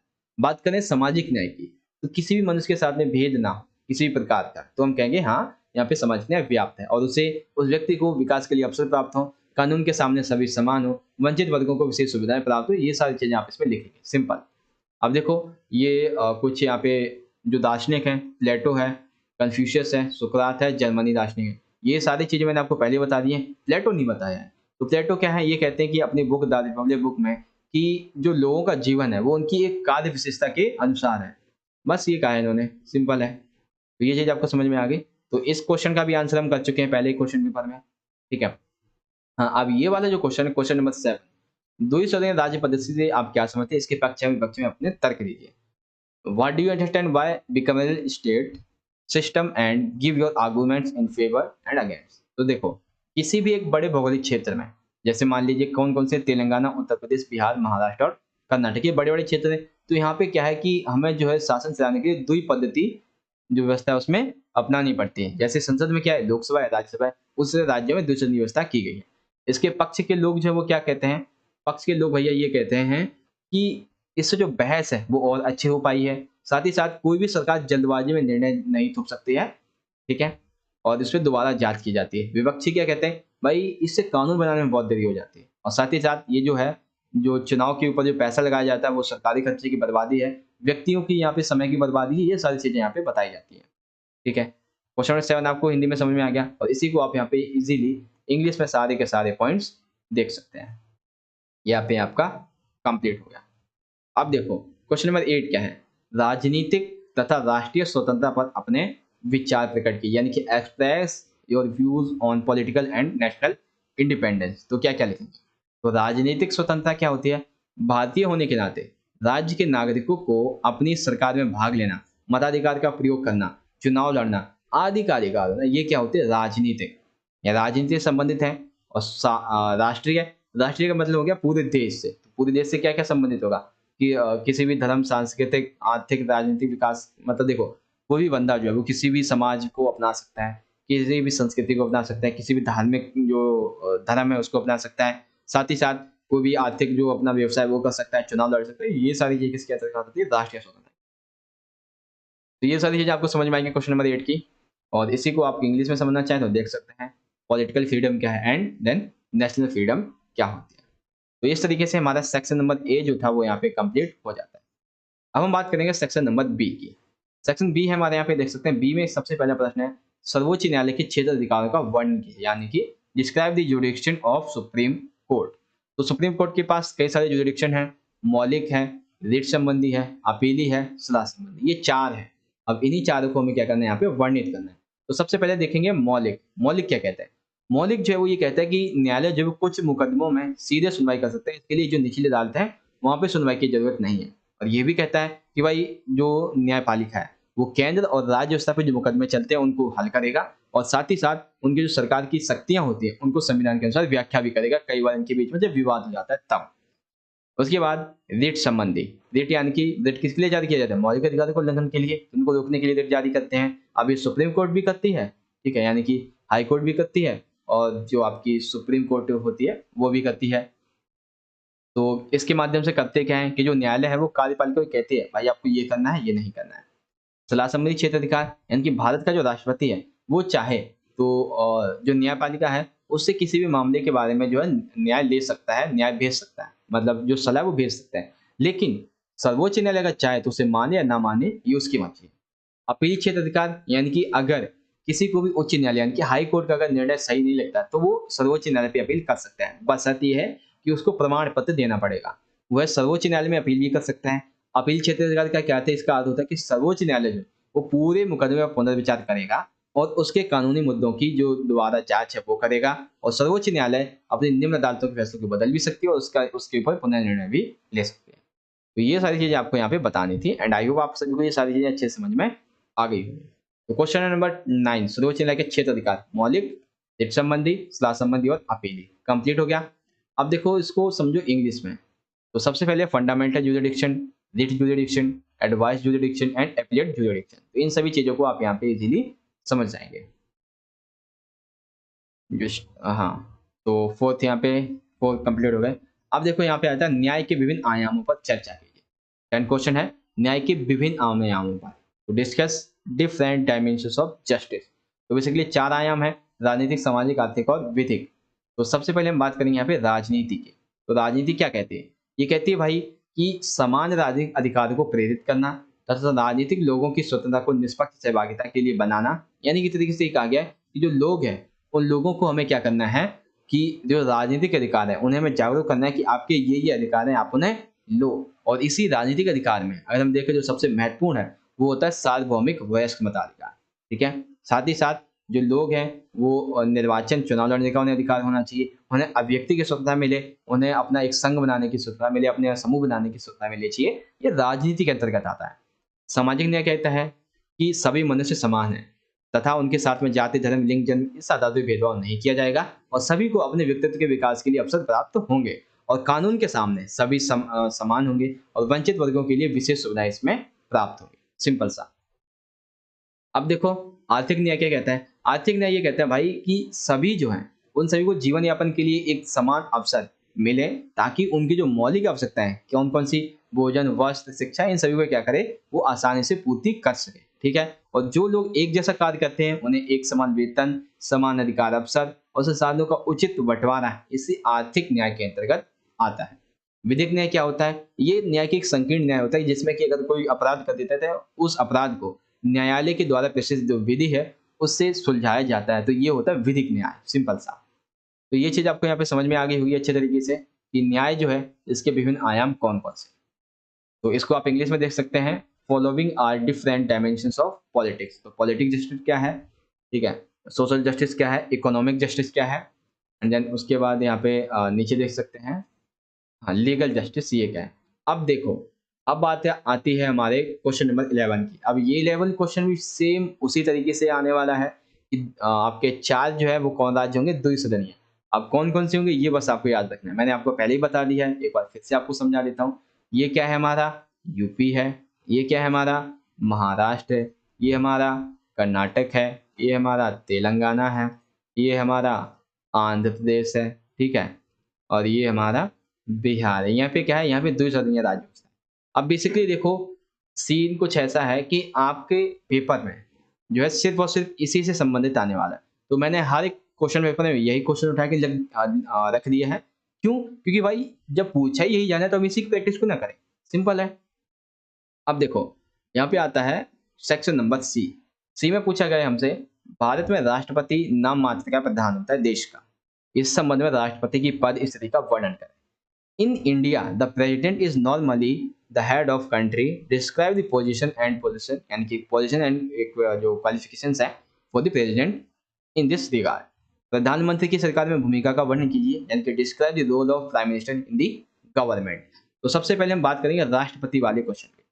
तो राष्ट्रपति वाले क्वेश्चन में सबसे पहले देखो एक भूमिका लिखेंगे कि भारतीय संविधान में राष्ट्रपति देश का औपचारिक प्रधान माना जाता है। राष्ट्रपति के पास कार्यकारी, विधायी, कानूनी कई प्रकार की आपातकालीन शक्तियां होती हैं, लेकिन वो इनका उपयोग तभी कर सकता है जब मंत्रिपरिषद की सलाह लेता है। अब देखो इसकी पद स्थिति। तो पद स्थिति में सबसे पहले योग्यता की बात आएगी। तो योग्यता क्या होगी? भारत का नागरिक, न्यूनतम आयु 35 वर्ष, न्यायालय के द्वारा सजा प्राप्त न हो, लाभ के पद पर आसीन न हो, पागल व दिवालिया न हो, लोकसभा का सदस्य निर्वाचन होने की इसकी योग्यता होनी चाहिए। तो ये क्या हो गई? ये हो गई इससे संबंधित जो योग्यताएं हैं। अब इसका चुनाव किस तरीके से होता है? तो आम जनता करती है? बिल्कुल भी नहीं करती है। इसका चुनाव जो है वो हम जो विधायक जिन्हें चुनते हैं, हम जिन सांसद को चुनते हैं वो करते हैं। और किस आधार पे? समानुपातिक प्रतिनिधित्व प्रणाली और एकल संक्रमण या मत के आधार पे। और इसका कार्यकाल होता है 5 वर्ष का। राष्ट्रपति के विशेष अधिकार क्या होते हैं? राष्ट्रपति किसी भी विधेयक को पुनर्विचार के लिए संसद को लौटा सकता है, वीटो शक्ति का उपयोग करके किसी विधेयक को अपने पास लंबे समय तक रख सकता है और औपचारिक रूप से प्रधानमंत्री की नियुक्ति भी करता है। अनुच्छेद 74 क्या है? ये कहता है कि राष्ट्रपति को उसके कार्यों में सलाह देने के लिए प्रधानमंत्री के नेतृत्व में एक मंत्रिमंडल जो है वो बना होगा, जो कि राष्ट्रपति है उससे सलाह देगा कि आपको ये कार्य करने चाहिए। ठीक है। और उसके बाद आ जाता है यहाँ पे राष्ट्रपति पर महाभियोग। महाभियोग अनुच्छेद 61 के अनुसार लगाया जाता है। कब? जब संविधान का अतिक्रमण किया जाए, यानी कि संविधान का उल्लंघन किया जाए, तो उसके विरुद्ध महाभियोग चलाया जा सकता है। अगर ये सफल हो जाता है तो राष्ट्रपति को अपने पद से हटना पड़ता है, सिंपल सा। ठीक है। तो राष्ट्रपति के पद और स्थिति के बारे में आप सभी जो है ये सारे के सारे पॉइंट्स इसमें लिखेंगे। सेकंड क्वेश्चन आता है प्रधानमंत्री की सरकार में भूमिका। तो सरकार में क्या क्या भूमिका होती है प्रधानमंत्री की, उसे हम देखेंगे। उससे पहले जो क्वेश्चन है आपका, इसे आप इंग्लिश में समझ लीजिए। ये है qualifications of president, president election, privileges of president, article 74 and एक और लास्ट है impeachment of the president. Simple सा। अब प्रधानमंत्री की सरकार में क्या भूमिका है, इसका आंसर देखो। तो औपचारिक रूप से देश की प्रमुख शक्ति राष्ट्रपति के पास है, लेकिन सरकार का प्रमुख होता है प्रधानमंत्री, जिसके पास कई प्रकार की शक्तियां होती हैं और ये सुनिश्चित करती है कि राज्य में देश का विकास और संचालन किस तरीके से होगा। तो इससे भी संबंधित क्या क्या आएगा? सबसे पहले योग्यता ही हम लिखेंगे, क्योंकि प्रधानमंत्री के बारे में की गई है। भारत का नागरिक, 25 वर्ष की आयु, पागल दिवालिया ना हो, प्रधानमंत्री सभी मंत्रियों के लिए संसद का सदस्य होना अनिवार्य है। सिंपल सा। सरकार में सर्वोपरि स्थान से क्या मतलब है कि प्रधानमंत्री का स्थान सरकार में सर्वोपरि होने से मतलब ये है कि मंत्रिपरिषद तभी अस्तित्व में आती है जब प्रधानमंत्री अपने पद जो है, जब प्रधानमंत्री का चुनाव हो जाता है, जब वो शपथ ग्रहण करता है, तभी उसकी मंत्रिपरिषद बनती है। तो इसलिए सरकार का उसमें प्रमुख जो सर्वोपरि स्थान है वो हो गया। जो प्रधानमंत्री है वो बहुमत प्राप्त दल का होता है। अगर जो प्रधानमंत्री उसकी मृत्यु हो जाती है या फिर त्यागपत्र देते हैं तो पूरी की पूरी मंत्रिपरिषद भंग हो जाती है, या फिर अगर लोकसभा जो है वो बहुमत अपनी वापस ले लेता है प्रधानमंत्री से, तो वो बहुमत खो देगा और अपना पद भी खो देगा। इसलिए कहा गया कि प्रधानमंत्री बहुमत प्राप्त दल का नेता है। मंत्रिपरिषद का प्रधान हमने देख ही लिया है कि वही ये तय करता है कि मंत्रिपरिषद में कौन कौन से लोग मंत्री होंगे, किसको हम कौन सा मंत्रालय देंगे, किसको हम किस स्तर पर रखने वाले हैं। राष्ट्रपति को सलाह देना, प्रधानमंत्री जो मंत्रिपरिषद को पूरी तरीके से संभालता है, साथ ही साथ देश में जो कानून है और जो न्याय व्यवस्था चल रही है उसके बारे में राष्ट्रपति को सूचित भी करता है। फिर यहाँ पे आ जाएगा शक्ति के क्या स्रोत हैं? मंत्रिपरिषद पर नियंत्रण, लोकसभा का नेतृत्व, मीडिया तक पहुंच, चुनाव के दौरान उसका व्यक्तिगत उभार, विदेशी यात्राओं और अंतर्राष्ट्रीय सम्मेलनों में नेता की छवि। तो इन सभी चीजों को आपने लिख दिया। उसके बाद 91 संविधान संशोधन ये क्या कहता है? ये कहता है भाई कि जो लोकसभा या फिर राज्य विधानसभा है उसकी जो कुल संख्या है उसकी 15% की संख्या से अधिक मंत्रिपरिषद में जो सदस्य है वो नहीं होने चाहिए। और वर्तमान में कितने? 545। अगर मैं इसको 15 से डिवाइड करूँ तो अराउंड जो है 37 के आसपास निकलेगा। वैसे 36 पॉइंट कुछ निकलेगा, लेकिन 30 जो 7 है वो मान सकते हैं, क्योंकि एक आदमी का तोड़ तो सकते नहीं, तो इसलिए 37 हम मान सकते हैं। ठीक है। तो ये चीज आपको यहाँ पे याद रखनी है। तो ये आपको समझ में आ गया सरकार में प्रधानमंत्री का क्या यहाँ पे योगदान होता है। अब इसी चीज को आप इंग्लिश में समझ लीजिए। तो इंग्लिश में सबसे पहले आपको एलिजिबिलिटी लिखनी है, पैरामाउंट में पोजीशन इन गवर्नमेंट लिखनी है, उसके बाद leader of the majority party लिखना है, head of the council of minister लिखना है, advising the president and source of power of president, sorry जो प्राइम मिनिस्टर है, प्रेसिडेंट की तो बात हम पहले कर रहे थे, ये प्राइम मिनिस्टर है। 91st constitutional amendment. तो यहाँ पे हमारा क्वेश्चन नंबर जो 10 था, सॉरी क्वेश्चन नंबर 12 जो था, 10 तो अभी बहुत पहले हो गया, 12 जो था वो कंप्लीट होगा। अब देखो 13 क्या कहता है कि समानता के अर्थ में ये सम्मिलित है, समान बर्ताव के कारण सभी मनुष्य समान महत्व के अधिकारी हैं। इस कथन के संदर्भ में बताइए कि समानता को बढ़ावा कैसे दिया जा सकता है। इंग्लिश में आप पढ़ सकते हैं, समानता के आयामों यानी कि describe the dimensions of equality. तो सबसे पहले देखो समानता के अर्थ में सम्मिलित तो है, तो समानता को हम किस तरीके से बढ़ावा दे सकते हैं। ये क्वेश्चन शायद अभी हमने आपका जो सैंपल नंबर 2 था इसमें किया था, एक बार हम कंफर्म कर लेते हैं इसमें शायद हमने किया है या नहीं किया है। तो यहाँ पे नहीं, हमने इसमें स्वतंत्रता और न्याय के बारे में बात की थी, नहीं किया। तो चलिए इसे हम दोबारा से अच्छे से समझेंगे। तो हाँ, एक सेकेंड, सबसे पहले क्या है? औपचारिक समानता की स्थापना करना। तो ये पॉइंट जो है वो हमने पहले ही अपना कंप्लीट कर लिया है। ठीक है। क्या होता है औपचारिक समानता की स्थापना करना? इसमें ये कहा गया है कि पहले तो समानता का अर्थ लिख देंगे, किसी के साथ में भी किसी प्रकार का भेदभाव ना हो किसी भी आधार पे। ठीक है। जो असमानता है और जो विशेष अधिकार की एक व्यवस्था फैली हुई है, हमें क्या करना है? उसे समाप्त करना है। ठीक है। भारत में अवसर जो है इनकी कमी नहीं है, बस जो समाज में रूढ़िवादिता लोग हैं, जो रीति-रिवाज है उसकी कमी है। जैसे औरतों को उत्तराधिकारी का जो अधिकार है वो नहीं मिलता है, उन्हें शिक्षा का अधिकार नहीं मिलता है, गरीबों को मताधिकार नहीं मिलता है। साथ ही साथ भारतीय संविधान जो था उसने कहा कि भाई हम छुआ-छूत की प्रथा का उन्मूलन करते हैं, हम इसे खत्म करते हैं और हम सभी नागरिकों को कानून के समक्ष एक समान बर्ताव के सिद्धांत के रूप में लेके आते हैं। तो ये चीज़ किसने कही थी? भारतीय संविधान के द्वारा ये चीज़ को अपनाया गया। दूसरा है विभेदक बर्ताव द्वारा। विभेदक बर्ताव के द्वारा क्या होता है कि कई बार ये सुनिश्चित करने के लिए कि सभी लोग अपने अधिकारों का सही रूप से उपयोग कर रहे हैं या नहीं, उसके लिए हमें अलग बर्ताव करना भी आवश्यक होता है। जैसे कि मान लीजिए जो विकलांग लोग हैं, ठीक है? इस विकलांग बंदे के लिए हमने क्या किया है, जो सार्वजनिक स्थान है उसपे हमने थोड़ी-सी विशेष ढलान वाले जो एरिया हैं, वो बना दिए हैं। कॉल सेंटर में जो महिला काम करती है, उसको आते-जाते समय जो सुरक्षा की ज़रूरत पड़ती है, तो हमने उसे सुरक्षा प्रोवाइड करा दी है। तो यानी कि कुछ मामलों में जो लोग हैं, उनके साथ हमें थोड़ा-सा अलग बर्ताव भी करना पड़ता है, जो कि न्याय संगत होता है। तो इस तरीके से हम जो औपचारिक रूप से समानता है, उसे भी स्थापित कर सकते हैं और विभेदक बर्ताव के द्वारा समानता स्थापित की जा सकती है। तो 13 आपको समझ में आ गया फर्स्ट। 13 का सेकंड देखिए समानता के आयाम। समानता के आयाम से पहले से इंग्लिश में समझ लीजिए कि established for formal equality and then second है इक्वालिटी बाय डिफरेंटल ट्रीटमेंट। अब समझिए समानता के विभिन्न आयाम। तो 3 आयाम है सामाजिक समानता, राजनीतिक और आर्थिक समानता। तो सबसे पहले हम बात करेंगे समानता के आयाम में राजनीतिक सामाजिक। सामाजिक क्या है कि सभी को समान अधिकार प्राप्त हो, सभी को समान सुविधाएँ मिले। किसी के साथ भी किसी प्रकार से जो भेदभाव है वो ना हो। सभी जो विभिन्न समूह हैं, समुदाय के लोग हैं, उनके पास संसाधनों तक पहुँचने के लिए जो अवसर हैं वो उचित मिले, सभी को मिलने चाहिए। सभी को पर्याप्त स्वास्थ्य सुविधा मिले, अच्छी शिक्षा पाने का अवसर मिले, उचित पोषक तत्व मिले, न्यूनतम वेतन मिले, साथ ही साथ जो कुछ आवश्यकताएँ पूर्ति हैं उनको करने के लिए कुछ अवसर भी मिलने चाहिए। लेकिन कई जगह ऐसा नहीं है, जैसे कि महिलाओं को उत्तराधिकारी शिक्षा का अधिकार नहीं मिलता है, ये सारी चीज़ें यहाँ पे लिख लेंगे आप। तो ये होती है सामाजिक समानता। उसके बाद आती है राजनीतिक समानता, इसमें क्या होती है? ये लोकतंत्र की आधारशिला है। इसमें जो है नागरिकों को मतदान, कहीं भी आने-जाने का, संगठन बनाने का, अभिव्यक्ति की स्वतंत्रता, धार्मिक विश्वास की आज़ादी, उनके साथ जाति, धर्म, लिंग, धर्म इस आधार पे किसी प्रकार का भेदभाव नहीं किया जाता है। ये राजनीतिक समानता के अंतर्गत आता है। और राजनीतिक समानता जो वो ये कहती है कि हम जो है उन बाधाओं को दूर करेंगे, जिनसे आप संसद जो सरकार है उसमें उसमें आप अपनी बात नहीं पहुँचा पा रहे थे और संसाधनों तक नहीं पहुँच पा रहे थे। हम उन सभी बाधाओं को क्या कर देंगे, दूर कर देंगे, जिससे आप सरकार में अपनी बात भी रख सकोगे और आपकी जो उपलब्ध संसाधन है उन तक आप पहुँच भी सकोगे। ठीक है? तो ये होता है राजनीतिक समानता। उसके बाद आती है आर्थिक समानता।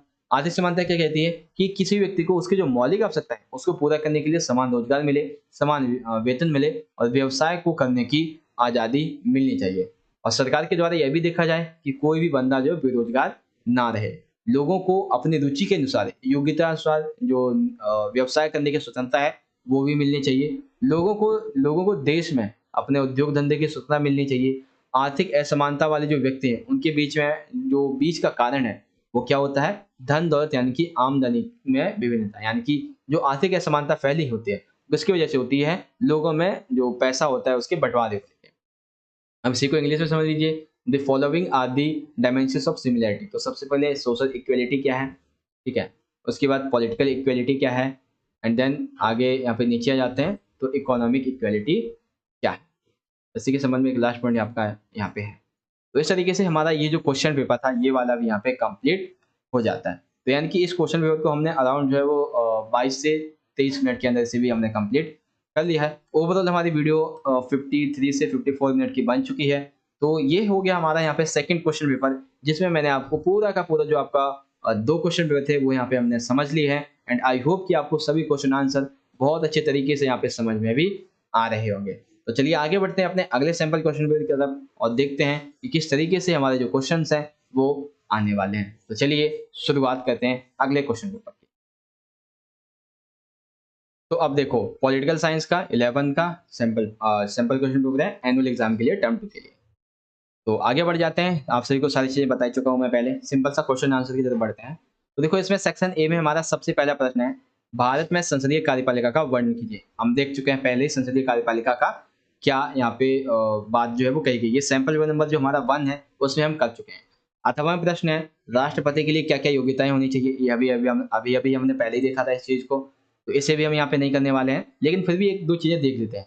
संसदीय स्वरूप है, ब्रिटिश संविधान से लिया गया है, एक ऐसी सरकार हो जिसमें व्यक्ति पूजा पर अंकुश अंकुश लगा हो। 1965 में 35 जो था इसमें इसकी जड़ उभरी थी।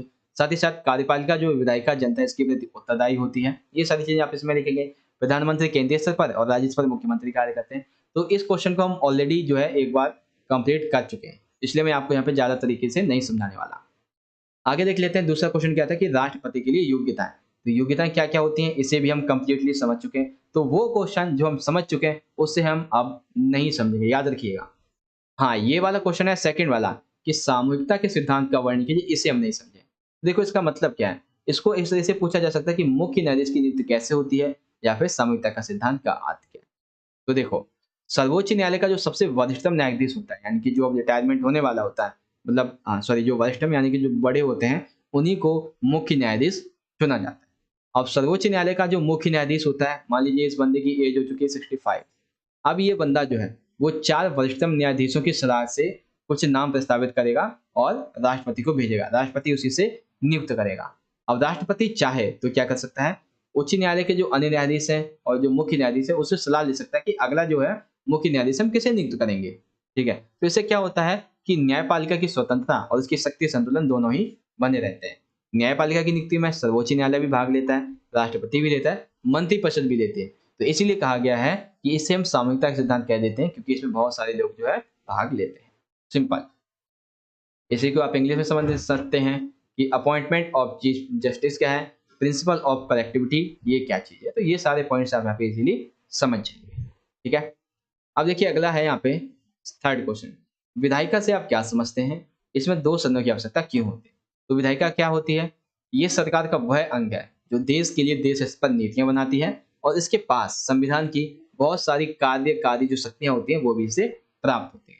भारतीय संघ की विधायिका को क्या कहते हैं हम, संसद। और राज्यों की विधायिका या फिर मतलब भाई जो राज्यों की विधायिका है उसे विधानमंडल भी कहते हैं और विधान परिषद भी कहते हैं।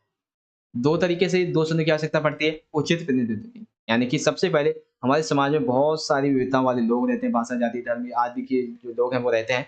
तो उन सभी को उचित प्रतिनिधित्व दिया जा सके, इसलिए विधेयक पर पुनर्विचार, यानी कि एक सदन में कोई भी निर्णय जो वो जल्दी से नहीं थोपा जाए, साथ ही साथ जो निर्णय है उस पर दोबारा से जांच की जा सकेगी, इसीलिए विधेयक पर पुनर्विचार इसका एक अहम पहलू है। तो आपको समझ में आ गया विधायिका है क्या, इसमें 2 सदनों की आवश्यकता क्यों पड़ती है। तो ये चीज जो है वो आप यहाँ पे इजीली इसे समझ सकते हैं। ठीक है बच्चों, तो ये आपको समझ में आ गया होगा इसी तरीके से आपका क्वेश्चन।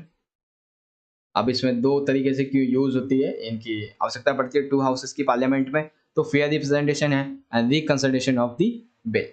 अब आ जाइए क्वेश्चन नंबर 4 पे। क्वेश्चन नंबर 4 है हानि सिद्धांत का वर्णन कीजिए, इनके डिस्क्राइब द लॉस प्रिंसिपल। तो लॉस प्रिंसिपल क्या होता है इसको हम पहले भी समझ चुके हैं, लेकिन फिर भी एक बार आपको समझा देते हैं कि जॉन स्टुअर्ट मिल इन्होंने अपने ऑन लिबर्टी निबंध में कहा था कि भाई हानि सिद्धांत जो है वो क्या है, वो ये चीज है कि अगर किसी के कार्य में अगर हम उसकी स्वतंत्रता जो है उस पर व्यक्तिगत रूप से या फिर सामूहिक रूप से हस्तक्षेप कर रहे हैं, तो इसका एकलौता लक्ष्य क्या है, आत्मरक्षा करना। अगर किसी भी व्यक्ति के कार्यों में उसकी इच्छा के खिलाफ कोई प्रतिबंध लगाया जा रहा है तो उसका उद्देश्य है किसी दूसरे बंदे को हानि से बचाना। अंतर स्पष्ट किया कि स्वसंबद्ध कार्य जिसका प्रभाव कर्ता पे पड़े, पर संबद्ध कर्ता के अलावा अन्य लोगों पर पड़े। तो ये सारे जो प्रभाव जो डिफरेंस है वो इन्होंने स्पष्ट किए हैं। साथ ही साथ जो स्वतंत्रता है उस पर प्रतिबंध किस तरीके से लगाना चाहिए वो बताया गया कि इससे होने वाली जो हानि है अगर प्रतिबंध लगाना है तो हमें ये देखना होगा भाई कि जो हानि है वो छोटी है या फिर बड़ी है। ठीक, अब इसी चीज को आप यहाँ पे जो है इंग्लिश में समझ सकते हैं। तो ये चीज आपको समझ में आ गई। अब देखो क्वेश्चन नंबर 5 क्या है।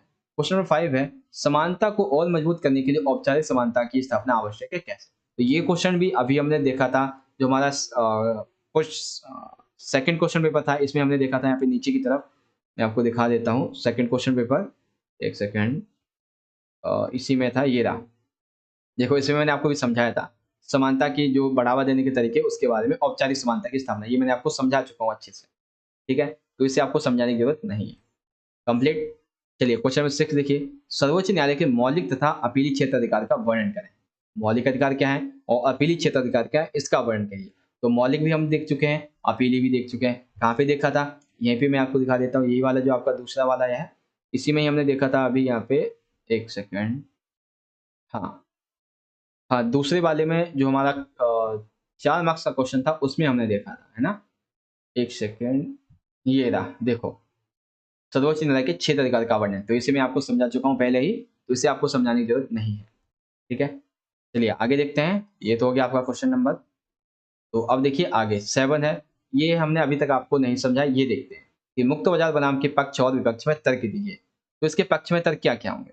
बाजार जो है वो किसी भी जाति, धर्म, लिंग की परवाह नहीं करता, चाहे आप स्त्री हो या पुरुष हो, आप किसी भी जाति के हो, किसी भी धर्म के हो, कोई मैटर नहीं है। बस आपकी जो योग्यता है, जो कौशल है, वो अच्छा होना चाहिए। इससे क्या हुआ, मुक्त बाजार की वजह से जो नागरिक हैं उन्हें अधिक विकल्प चुनने का मौका मिला है। उन्हें कम रुपयों में और अधिक अच्छी गुणवत्ता वाले जो सामान है वो मिलना शुरू हो गया। तो यानी कि एक तरीके से नागरिकों का यहाँ पे फायदा हुआ है। मुक्त बाजार के विपक्षी लोग क्या है? विपक्षी लोग कहते हैं कि भाई इसमें जो है हम राज्यों का उचित हस्तक्षेप मानते हैं। क्यों मानते हैं?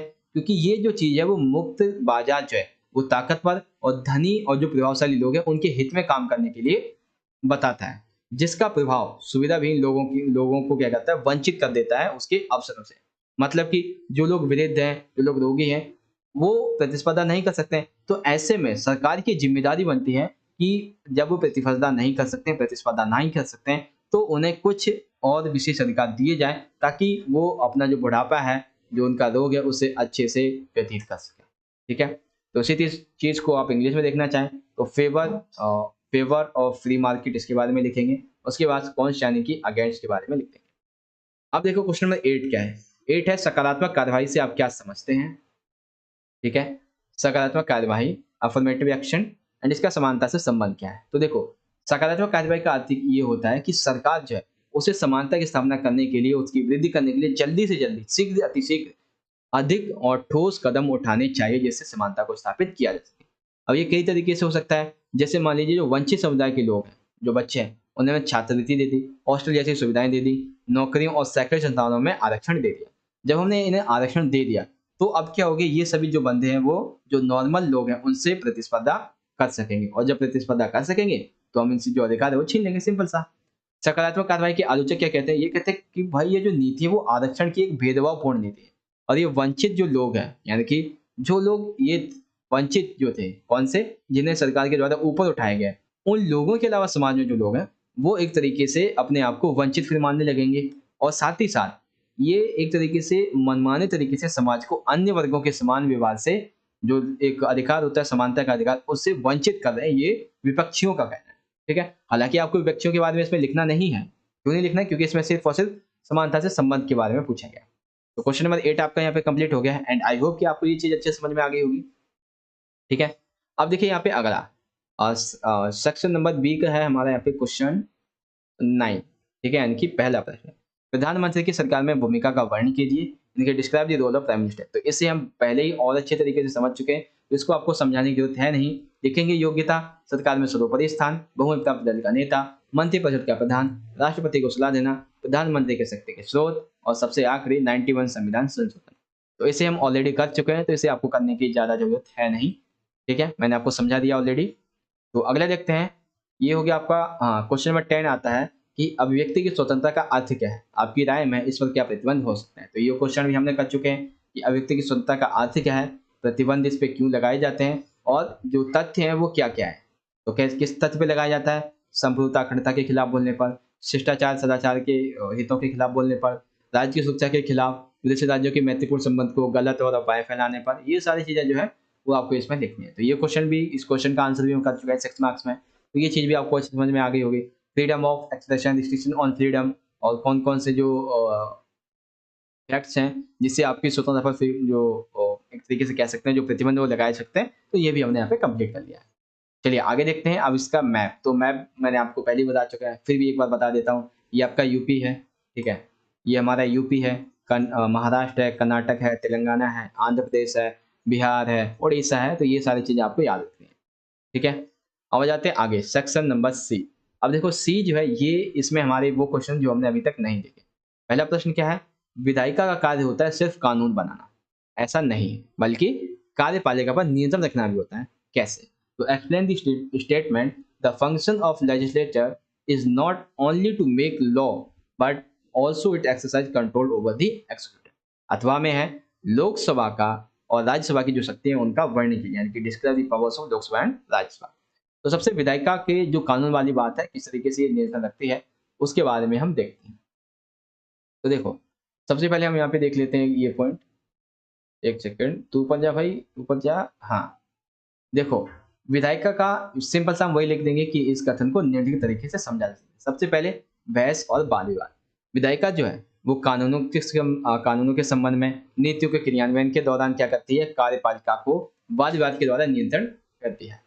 कानूनों की स्वीकृति या फिर अस्वीकृति, यानी कि जो न्यायपालिका, जो हमारी विधायिका है, वो क्या करती है, यानी कि जो विधायिका है वो क्या करती है कि कई बार कार्यपालिका के द्वारा जो कानून बनाए जाते हैं, जो कि मतलब बनवाने के लिए भेजती है, विधायिका को बोलती है कि ये कानून बना दीजिए। तो विधायिका क्या करती है, ये देखती है भाई कि ये क्या वाकई में जरूरी है, या फिर कि जो कार्यपालिका वो अपने हित के लिए बना रही है। अब देखो, इसमें कुछ कानून ऐसे थे जो कि इन्होंने अस्वीकृत कर दिए थे, जैसे कि लोकपाल विधेयक है, आतंकवाद निरोधक विधेयक था। ठीक है, कंप्लीट हो गया। उसके बाद देखिए संसदीय प्रश्नकाल। संसदीय प्रश्नकाल का मतलब क्या है कि सरकारी नीतियों के बारे में, उनके क्रियाकलापों के नियंत्रण के बारे में और जनता के बारे में मंत्रियों से कई तरह के प्रश्न पूछे जाते हैं। ठीक है, और कैसे प्रश्न होते हैं ये, मूल्य वृद्धि, अनाज की उपलब्धता, समाज के कमजोर वर्गों के विरुद्ध अत्याचार, दंगे, कालाबाजारी आदि, इन सभी पर सूचनाएं मांगने के लिए कहा जाता है। ठीक, शून्यकाल क्या होता है कि प्रश्न उठ सकता है, पूछा जा सकता है, लेकिन मंत्री इसके लिए बाध्य नहीं होता है। वित्तीय नियंत्रण क्या होता है कि वित्तीय नियंत्रण के द्वारा ये देखा जाता है कि जो विधायिका है वो सरकार के राजस्व और खर्चों पर नियंत्रण रखती है, और यदि कार्यपालिका के द्वारा धन मांगा जाता है तो पहले विधायिका जो ये जांच करती है कि इसके कारण सही है या नहीं है। ठीक है, अविश्वास प्रस्ताव या फिर निंदा या फिर सशक्त प्रस्ताव, सशक्त हथियार। इसे हम ये कह सकते हैं कि अगर विधायिका को ये लगता है कि ये सरकार की जो नीति है वो थोड़ी सी या फिर संपूर्ण नीति दोषपूर्ण है, तो वो उसके प्रति अविश्वास प्रस्ताव ला सकती है, और उस तरीके से जो लोग कार्यपालिका से भंग, मतलब कि जो लोग हैं उनको उसके पद से हटा भी सकती है। और इसी तरीके से संसद जो है वो अन्य सहयोगी दल की पूर्ण बहुमत से कार्यपालिका के उत्तरदायित्व को सुनिश्चित करती है। कंप्लीट। तो समझ में आ गया आप सभी को आपका क्वेश्चन नंबर जो ये 12 का फर्स्ट था। अब देखिए लोकसभा एवं राज्यसभा की विभिन्न शक्तियां, और उससे पहले इंग्लिश में इस क्वेश्चन का आंसर देख लीजिए। डिबेट एंड डिबेट, अप्रूवल और rejection of laws, parliamentary question hour, then है 0 hour, financial control, mention of no confidence, censure motion, powerful weapon. अब देखो लोकसभा और राज्यसभा की शक्तियों के बारे में। तो सबसे पहले हम क्या देखो, लोकसभा और राज्यसभा की शक्तियां बिल्कुल सेम है, बस थोड़ा सा यहाँ पे एक दो डिफरेंस है। पहले एक भूमिका लिख देंगे कि लोकसभा को हम निचला सदन, आम जनता का सदन कहते हैं। लोकसभा की बैठकों की अध्यक्षता लोकसभा अध्यक्ष करते हैं। इनकी सदस्य संख्या 545 होती है।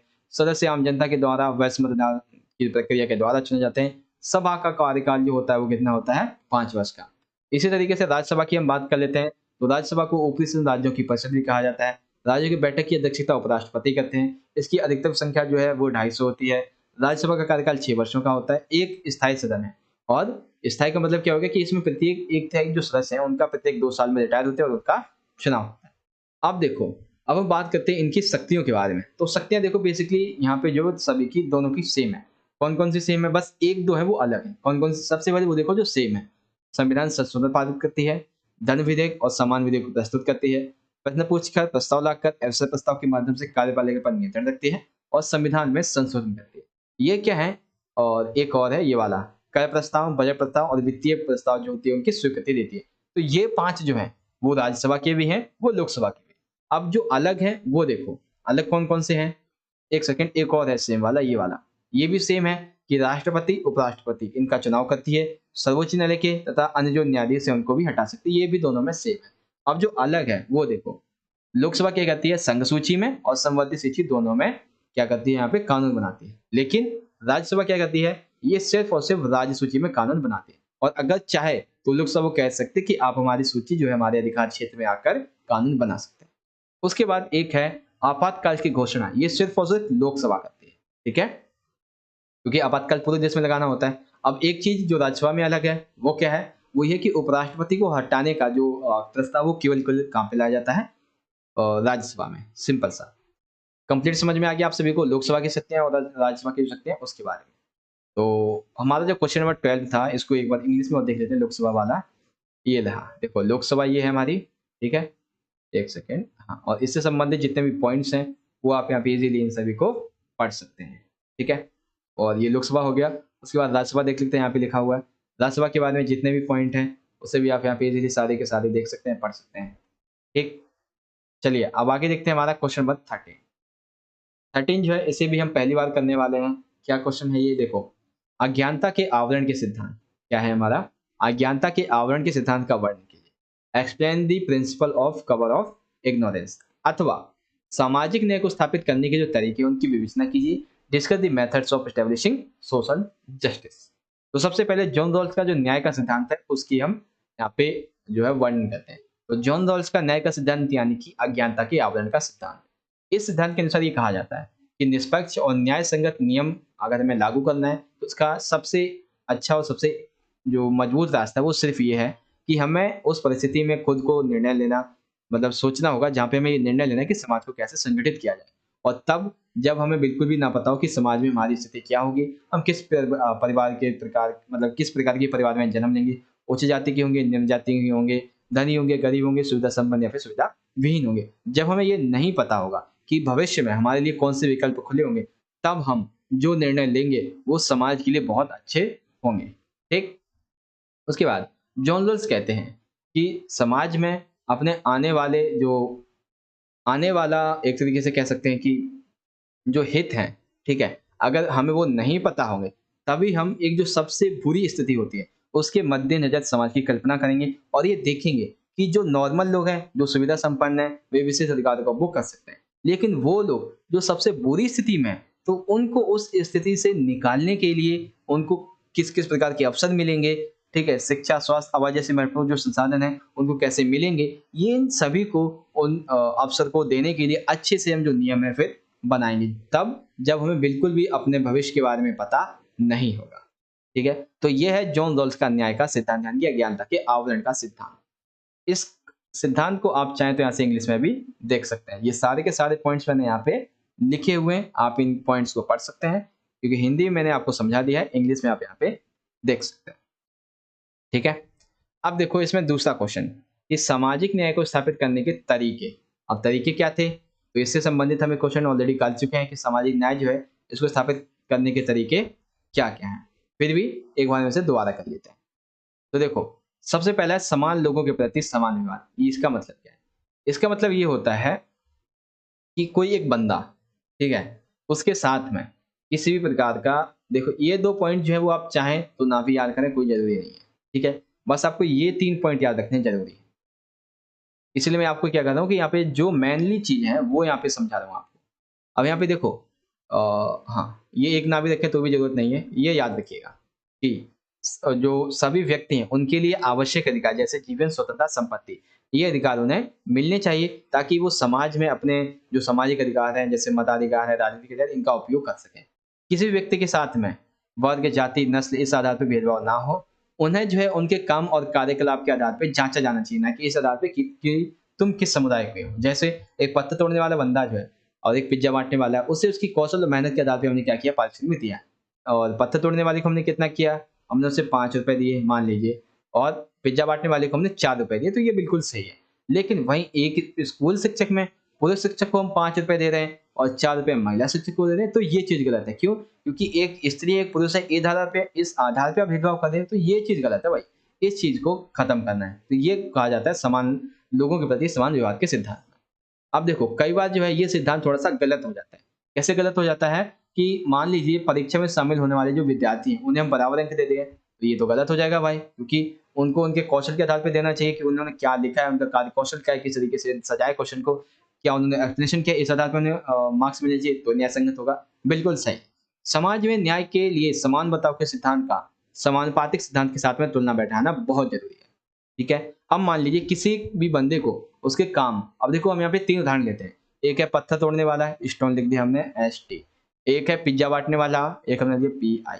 एक है यहाँ पे टीचर, सॉरी इसको हमने लेबर रख दिया, और एक है यहाँ पे टीचर।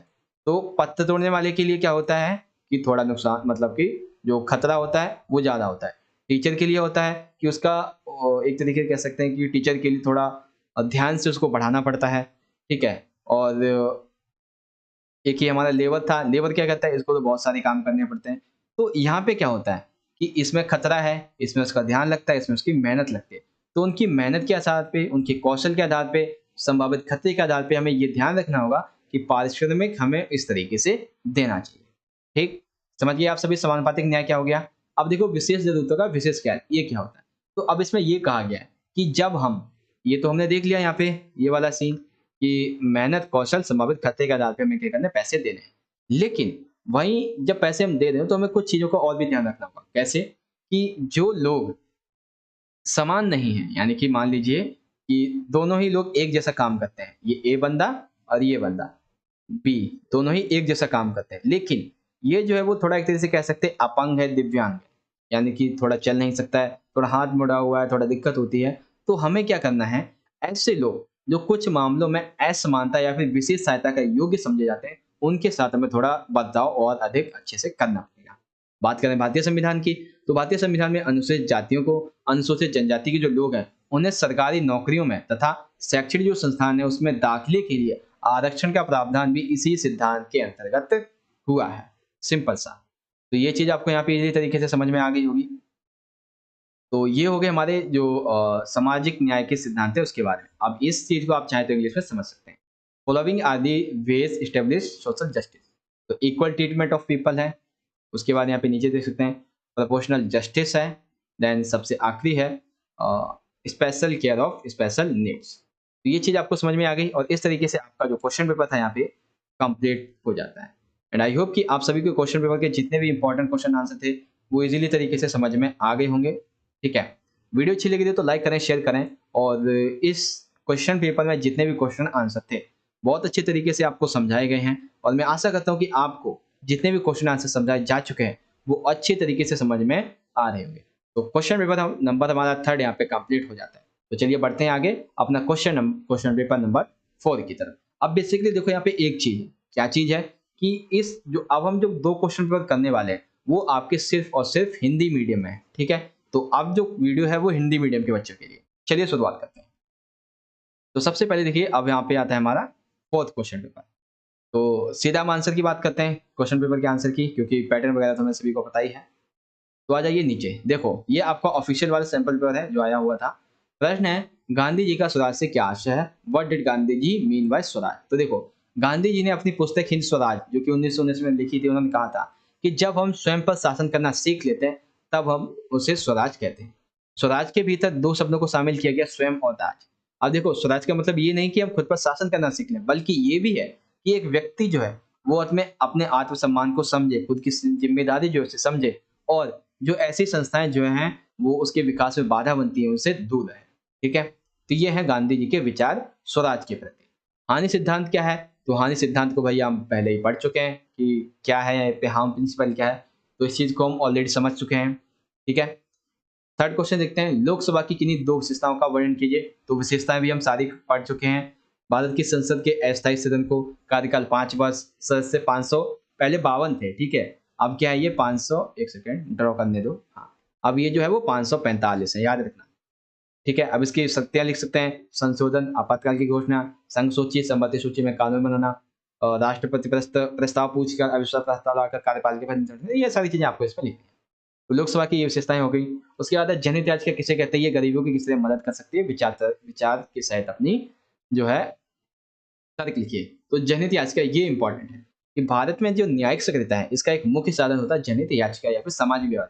ये होती क्या है कि जब भी आपके अधिकार का उल्लंघन हो, तो आप किसी विवाद में फंस रहे हो, तो आप क्या कह सकते हैं कि व्यक्ति जो है वो इंसाफ पाने के लिए अदालत का दरवाजा आसानी से खटखटा सकता है। ठीक है, अगर आपके अधिकारों का उल्लंघन हो रहा है, और इसके लिए सबसे अच्छा जो कह सकते हैं कि एक वे है, एक तरीका, वो क्या है, जनहित याचिका।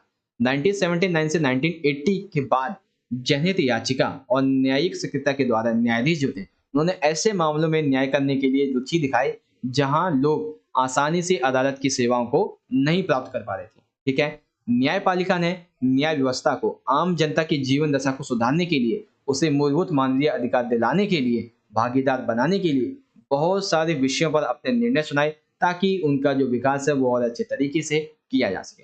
तो जनहित याचिका किस तरीके से गरीबों की मदद कर रही है ये आपको समझ में आ गया होगा। अब देखो जर्मनी दार्शनिक जो इमैनुअल कांट है उनके अनुसार आपको न्याय बताना है। तो ये न्याय की परिभाषा हम पहले ही देख सकते हैं कि हर व्यक्ति की गरिमा होती है, इसलिए हर व्यक्ति का जो प्राप्य ये होगा कि उन्हें उसकी प्रतिभा और लक्ष्य के विकास के हेतु कुछ अवसर दे दिए जाए ताकि वो अपना विकास कर सके। ये हो गया। अब देखो लोकसभा के सदस्य के निर्वाचित होने के लिए एक प्रत्याशी में किन-किन योग्यताओं का होना आवश्यक है? तो भारत का नागरिक, व्यक्ति की न्यूनतम आयु 25 वर्ष, किसी भी लाभ की पद पर ना हो, न्यायालय द्वारा सजा प्राप्त ना हो और पागल व दिवालिया ना हो। देखो इस क्वेश्चन को बेसिकली इस तरीके से पूछा गया है, लोकसभा का सदस्य बेसिकली यहाँ पे जो है आपको जो पीएम होते हैं हमारे, उनकी योग्यता बतानी है। ठीक है? समझ में आ गया आप सभी को? अब देखो अगला है समाजवाद के मुख्य सरोकार, यानी कि समाजवाद जो है ये क्या बताते हैं? तो समाजवाद ये कहता है कि भाई जो खाई-नुमा जो असमानताएँ फैली हुई हैं, उसका सबसे बड़ा कारण होता है आर्थिक संसाधन जैसे कि जल, जमीन, तेल इन सभी पर निजी स्वामित्व, यानी कि असमानता का सबसे बड़ा कारण है प्राकृतिक संसाधन और जो मानवीय संसाधन है उन पर निजी स्वामित्व होना। निजी स्वामित्व जो है मालिकों को अमीर तो बनाता ही है, साथ ही साथ उन्हें राजनीतिक रूप से ताकत भी देता है, जो कि लोकतंत्र के लिए काफ़ी खतरा है। सामाजिक रुतबे और विशेष अधिकार की वजह से आर्थिक असमानता उत्पन्न होती है। इसीलिए हम लोगों को उनके कार्य कौशल के आधार पे अवसरों की समानता देकर इस जो असमानता फैली हुई है, इसे हम खत्म कर सकते हैं। ये समाजवाद के मुख्य सरोकार है। सिंपल सा। आ जाइए 7 पे। 7 है अनुच्छेद 74 क्या है? अनुच्छेद 74 क्या है? हम समझ चुके हैं कि भारतीय संसद की जो प्रणाली है उसमें कहा गया है कि भारतीय संविधान के अनुच्छेद 74 में ये कहा गया है कि संविधान के अनुसार राष्ट्रपति को उसके कार्य में सलाह देने के लिए एक मंत्रिपरिषद होगी, जिसका प्रधान प्रधान जो है वो प्रधानमंत्री होगा और राष्ट्रपति उन्हीं की सलाह से अपने अधिकारों का उपयोग करेगा। ठीक है? राष्ट्रपति किसी नियम के संबंध में पुनर्विचार के लिए जो मंत्रिपरिषद है बोल सकता है, लेकिन अगर वापस से जो है वही विधेयक भेज दिया जाता है तो राष्ट्रपति को सलाह उसकी माननी ही पड़ेगी, सिंपल सा। ठीक है? तो 7 आपको समझ में आ गया। अब देखो 8 ये जो है वो थोड़ा एक तरीके से कह सकते हैं आपका ट्रिकी क्वेश्चन है। ट्रिकी कैसे है कि यदि एक अध्यापक कक्षा के कमजोर छात्रों को मनोबल को उठाने के लिए कुछ अतिरिक्त अंक दे देता है तो क्या ये न्यायसंगत होगा? क्या आप इस कथन से न्याय संगत मानेंगे? उत्तर लिखिए। तो देखो, मैं इससे बिल्कुल भी सहमत हूँ। क्यों? कक्षा में जो विद्यार्थी मनोबल को मतलब कक्षा में विद्यार्थियों के मनोबल को बढ़ाने के लिए, पढ़ने में उनकी रुचि को बढ़ाने के लिए, कक्षा में उसे हीन भावना का एहसास ना हो, इसलिए उसे सभी बच्चों के समान लाने के लिए ये तरीका सही है कि उसे 1 से 2 अंक हम जो एक्स्ट्रा दे सकते हैं ताकि उसका पढ़ने में मन लग सके। ये समान बर्ताव के सिद्धांत का विस्तार है, क्योंकि ये कहा जाता है कि जो लोग कुछ महत्वपूर्ण संबंधों में समान नहीं है, उन्हें हमें क्या करना चाहिए, थोड़ा विशेष ढंग से उनके साथ पेश आना चाहिए। ठीक है? तो सेक्शन नंबर ए के आपके जितने भी ये क्वेश्चन थे यहाँ पे हमारे कंप्लीट हो जाते हैं। ठीक है? तो सेक्शन नंबर ए जो हमारा ये था जिसमें हमारे 8 क्वेश्चन थे, इजीली तरीके से ये सारा का सारा यहाँ पे कंप्लीट हो जाता है। तो चलिए आगे चलते हैं। अब देखते हैं क्वेश्चन नंबर 9 को और ये हमारा सेक्शन नंबर बी यानी कि खंड क्या है? यहाँ पे है कि न्यायपालिका की स्वतंत्रता को संविधान के द्वारा किस प्रकार सुनिश्चित किया गया है? किन्हीं 4 उपायों को लिखिए। तो ये क्वेश्चन भी हम कर चुके हैं, कौन-कौन से उपाय लिख देंगे? देखो, सबसे पहले योग्यता क्या-क्या होनी चाहिए? न्यायाधीशों की नियुक्ति के संबंध में प्रावधान, पद की सुरक्षा, पर्याप्त वेतन एवं भत्ता, कार्यप्रणाली के संबंध में प्रावधान। ये पॉइंट जो है वो हम ऑलरेडी कंप्लीट कर चुके हैं। आई होप आपको समझ में भी आ गया होगा क्योंकि हमने जो पेपर नंबर 1 या 2 में से देखा था। अब देखो 10 क्या है? 10 में पूछा जा रहा है अवसर की समानता। ये प्रश्न 4 मार्क्स का इंपॉर्टेंट है कि अवसर की समानता से क्या तात्पर्य? ठीक है? तो देखो सबसे पहले तो लिखेंगे समानता होती क्या है? समाज में किसी व्यक्ति वर्ग जात के आधार पे किसी व्यक्ति के साथ में हमें भेदभाव नहीं करना है और सभी को समान अवसर प्राप्त हो।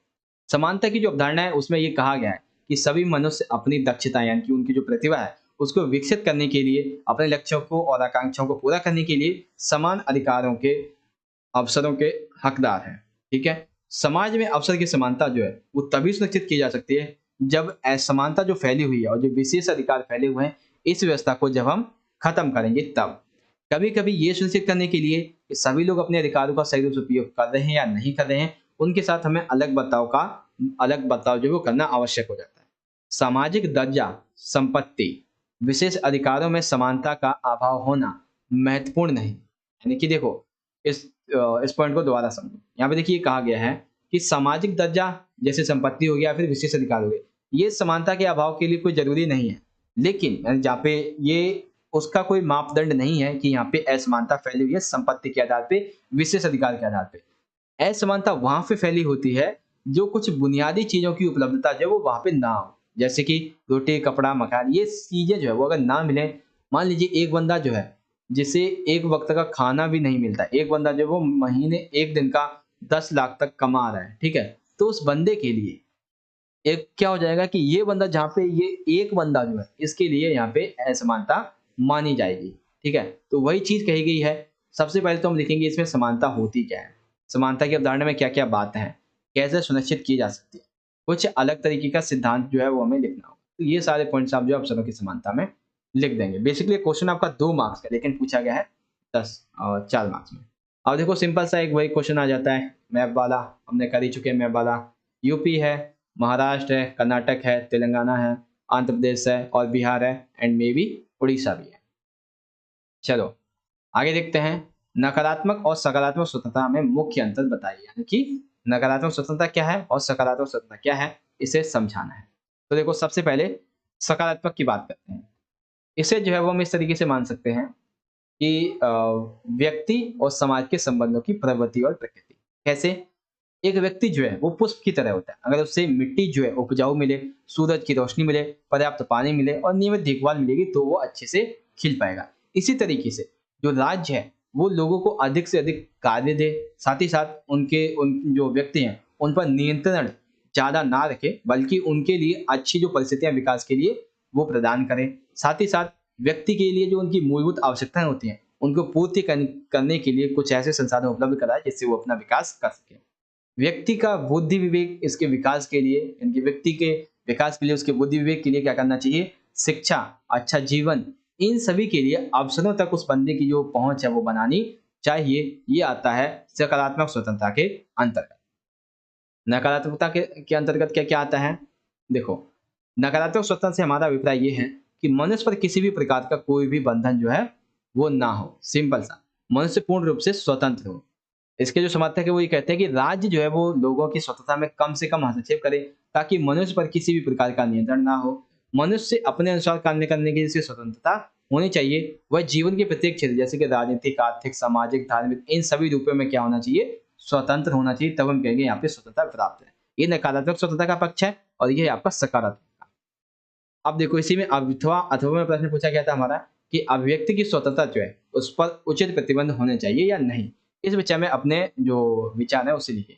तो ये चीज हम पहले ही कर चुके हैं बच्चों। अभिव्यक्ति की स्वतंत्रता का अर्थ क्या है, प्रतिबंध क्या है और जो कुछ तथ्य प्रस्तुत किए गए थे उसे भी हमने यहाँ पे देखा है। तो ये सारी चीजें आपको यहाँ पे लिखनी है।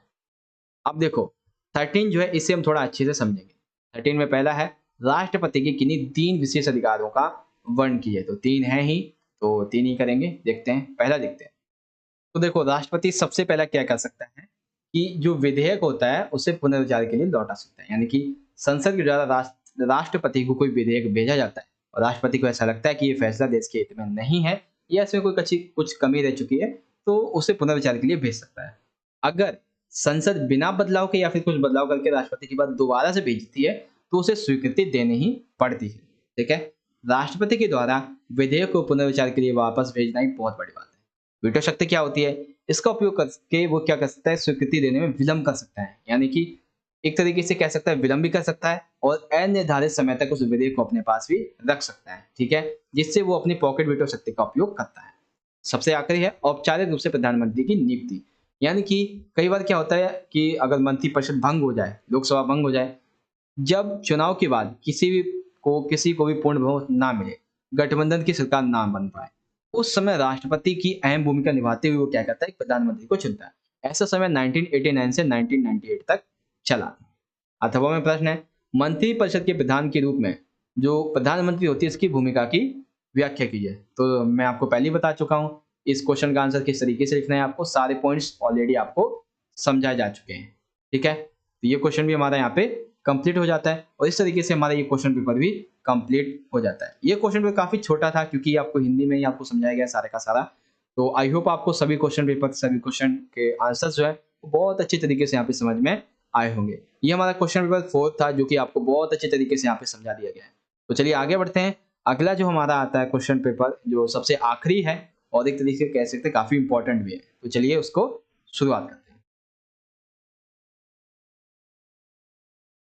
देखो अब आता है हमारा 5 क्वेश्चन पेपर। ठीक है, ये हमारा है 5। एक सेकेंड, लाइन ड्रॉ कर। हाँ, 5 आता है। अब देखो इसमें हम किस किस तरीके से जो क्वेश्चन वो पूछेंगे उसे देखते हैं। तो सबसे पहले यहाँ पे देखिए क्वेश्चन है कार्यपालिका से आप क्या समझते हैं? What do you understand by understand executive? तो भारतीय संविधान में शक्तियों का बंटवारा 3 स्तरों पे किया गया है। कार्यपालिका सरकार का वह अंग है जो विधायिका के द्वारा जो नीतियां होती है, जो कानून होते हैं उसको लागू करता है। साथ ही साथ भारत में जो कार्यपालिका है उसका उदाहरण नाम मात्र का जो औपचारिक प्रधान है वो कौन है? राष्ट्रपति। इसमें राष्ट्रपति भी सम्मिलित होता है, प्रधानमंत्री मंत्री भी होते हैं। इसके अंदर पूरा का पूरा जो प्रशासनिक ढांचा होता है वो भी इसमें सम्मिलित होता है। ठीक है? इससे पूछा गया है फिर अगला क्वेश्चन, अभिव्यक्ति की स्वतंत्रता से आप क्या समझते हैं? ठीक है?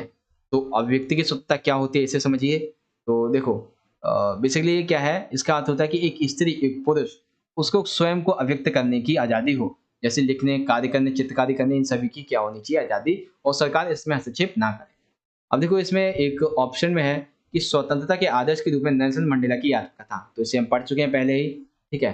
तो इसे आपको बताने की जरूरत है नहीं मेरे हिसाब से, क्योंकि इस क्वेश्चन का आंसर भी हम ऑलरेडी कर चुके हैं। थर्ड है समानता के प्रति मार्क्सवादियों के विचार। तो मार्क्सवादी के विचार क्या है? ये भी हम पढ़ चुके हैं पहले ही। मार्क्सवादी और जो उदारवादी हैं इनके विचारों को भी हम ऑलरेडी पढ़ चुके हैं। ठीक है? एक तरीके से कह सकते हैं ये क्विक रिवीजन है आपका। उसके बाद राष्ट्रपति के विशेष अधिकार क्या हैं? तो इसको हम अभी देख चुके हैं, अभी 6 मार्क्स में जो क्वेश्चन थे उसके बारे में, ये चीज़ हम देख चुके हैं। उसके बाद है थर्ड क्वेश्चन, मतलब फिफ्थ है, समानता के तत्व लिखिए। ठीक है? तो समानता के तत्व क्या हैं?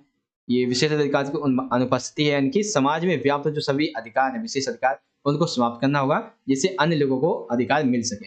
समाज में सभी को विकास के समान अवसर मिले, सभी व्यक्तियों की न्यूनतम आवश्यकता की पूर्ति हो सके, भेदभाव करना है तो तर्कसंगत होना चाहिए। अब देखो बच्चों, ये जो क्वेश्चन पेपर था वो आपका बहुत पहले बनाया गया था, जब आपके सैंपल पेपर्स नहीं आए थे। तो उसमें मैंने क्वेश्चन नंबर 5 में आपको अथवा दिया था, बल्कि आपका सिर्फ और सिर्फ एक ही अथवा आएगा, वो किसमें आएगा? क्वेश्चन नंबर फर्स्ट में, याद रखिएगा। बल्कि हाँ, क्वेश्चन आप देख सकते हैं, देखना चाहें तो, कि प्राकृतिक असमानता क्या है, सामाजिक असमानता क्या है।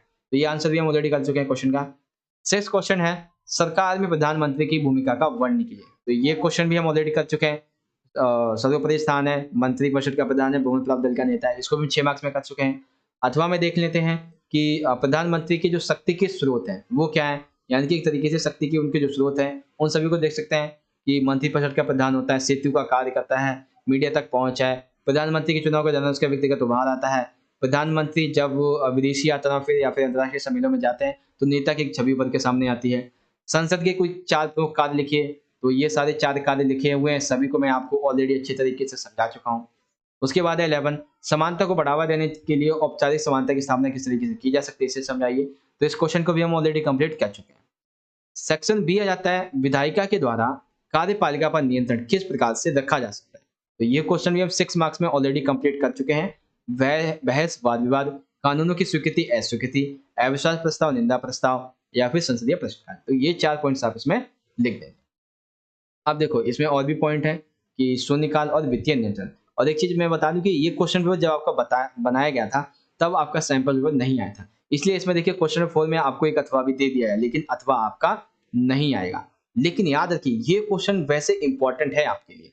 क्यों इंपॉर्टेंट है? एक बार आप क्वेश्चन को पढ़िए, आपको अच्छे समझ में आ जाएगा। देखिए क्वेश्चन क्या है यहाँ पे कि लोकसभा जो है वो कार्यपालिका पर ढंग से नियंत्रण रखने का ही नहीं, बल्कि जन संभावनाओं और जनता की अपेक्षा को अभिव्यक्ति का भी मंच है। कैसे? तो देखो इस क्वेश्चन को ध्यान से समझिएगा, ऐसे क्वेश्चन जरूर आ जाते हैं। तो देखो वही लिख देंगे सीधा, ये कथन उचित है, क्योंकि लोकसभा जो है उसमें 545, यहाँ पे 52 है, 545 होंगे। ठीक है? तो 545 प्रतिनिधियों का ये सदन होता है, जिसमें लगभग 135 करोड़ जो भारतीय जनता होती है। ठीक है? उनकी जनता के द्वारा ये जो 545 सदस्य चुने गए, वो उनकी इच्छाओं, हितों और भावनाओं की अपेक्षा के प्रतिनिधित्व करते हैं। जनता जो है वो यहाँ पर अपने आप तो नहीं जा सकती है, तो उन्होंने अपने प्रतिनिधियों को निर्वाचित करके यहाँ पे भेजा है, और ये एक प्रकार से जन अभिव्यक्ति के साधन है। निश्चित रूप से लोकसभा एक ऐसा मंच है जहां जन संभावनाओं की कदर की जाती है और इसकी इच्छा के अनुरूप कार्य ही किया जाता है, क्योंकि लोकसभा वास्तविक रूप से जनता की ही सभा मानी जाती है।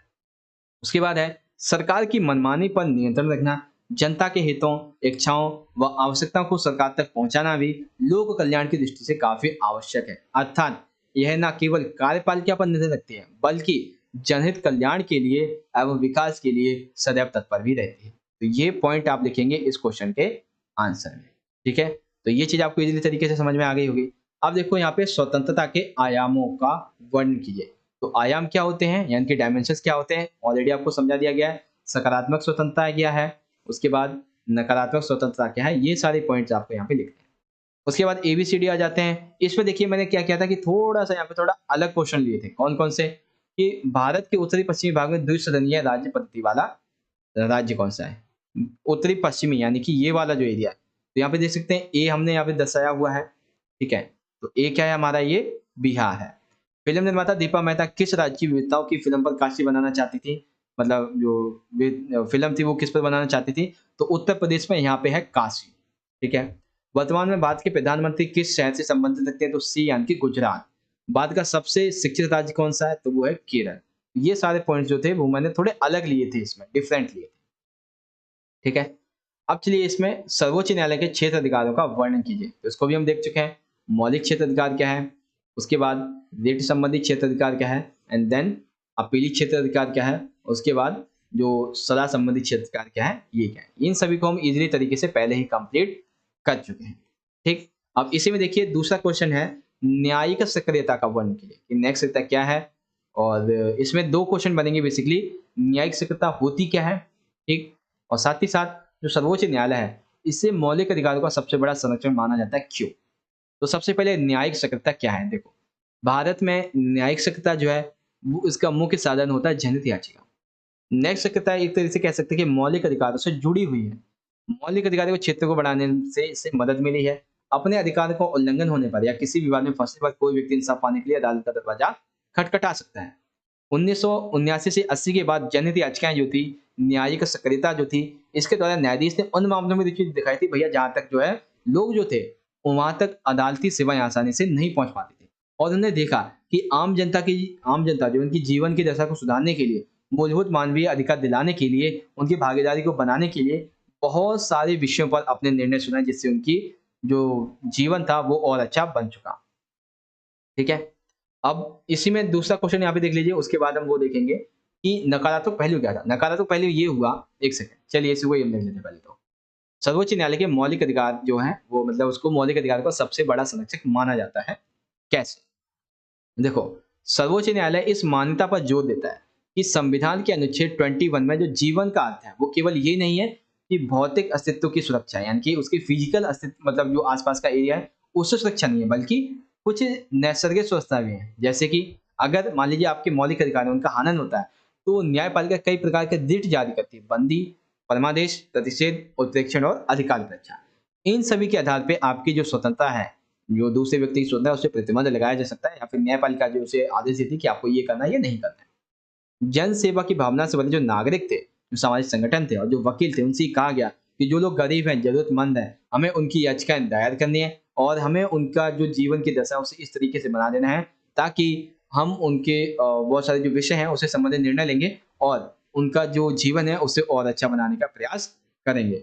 अब देखो जैसे चुनाव लड़ने लड़ने वाले जो प्रत्याशी हैं, वो अपनी संपत्ति के बारे में, अपनी आय के बारे में, अपनी शैक्षणिक योग्यताओं के बारे में शपथ पत्र लेने से पहले लोगों को बताएँगे, ठीक है? ताकि लोग जो है सही जानकारी के आधार पे अपना प्रतिनिधि चुन सकें। अब इसका नकारात्मक पहलू क्या हुआ?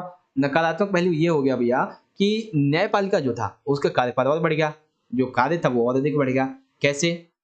जैसे मान लीजिए वायु जो है, वायु ध्वनि प्रदूषण, भ्रष्टाचार की जाँच करना, चुनाव सुधार, ये सभी किसके काम है? विधायक है या फिर कार्यपालिका के।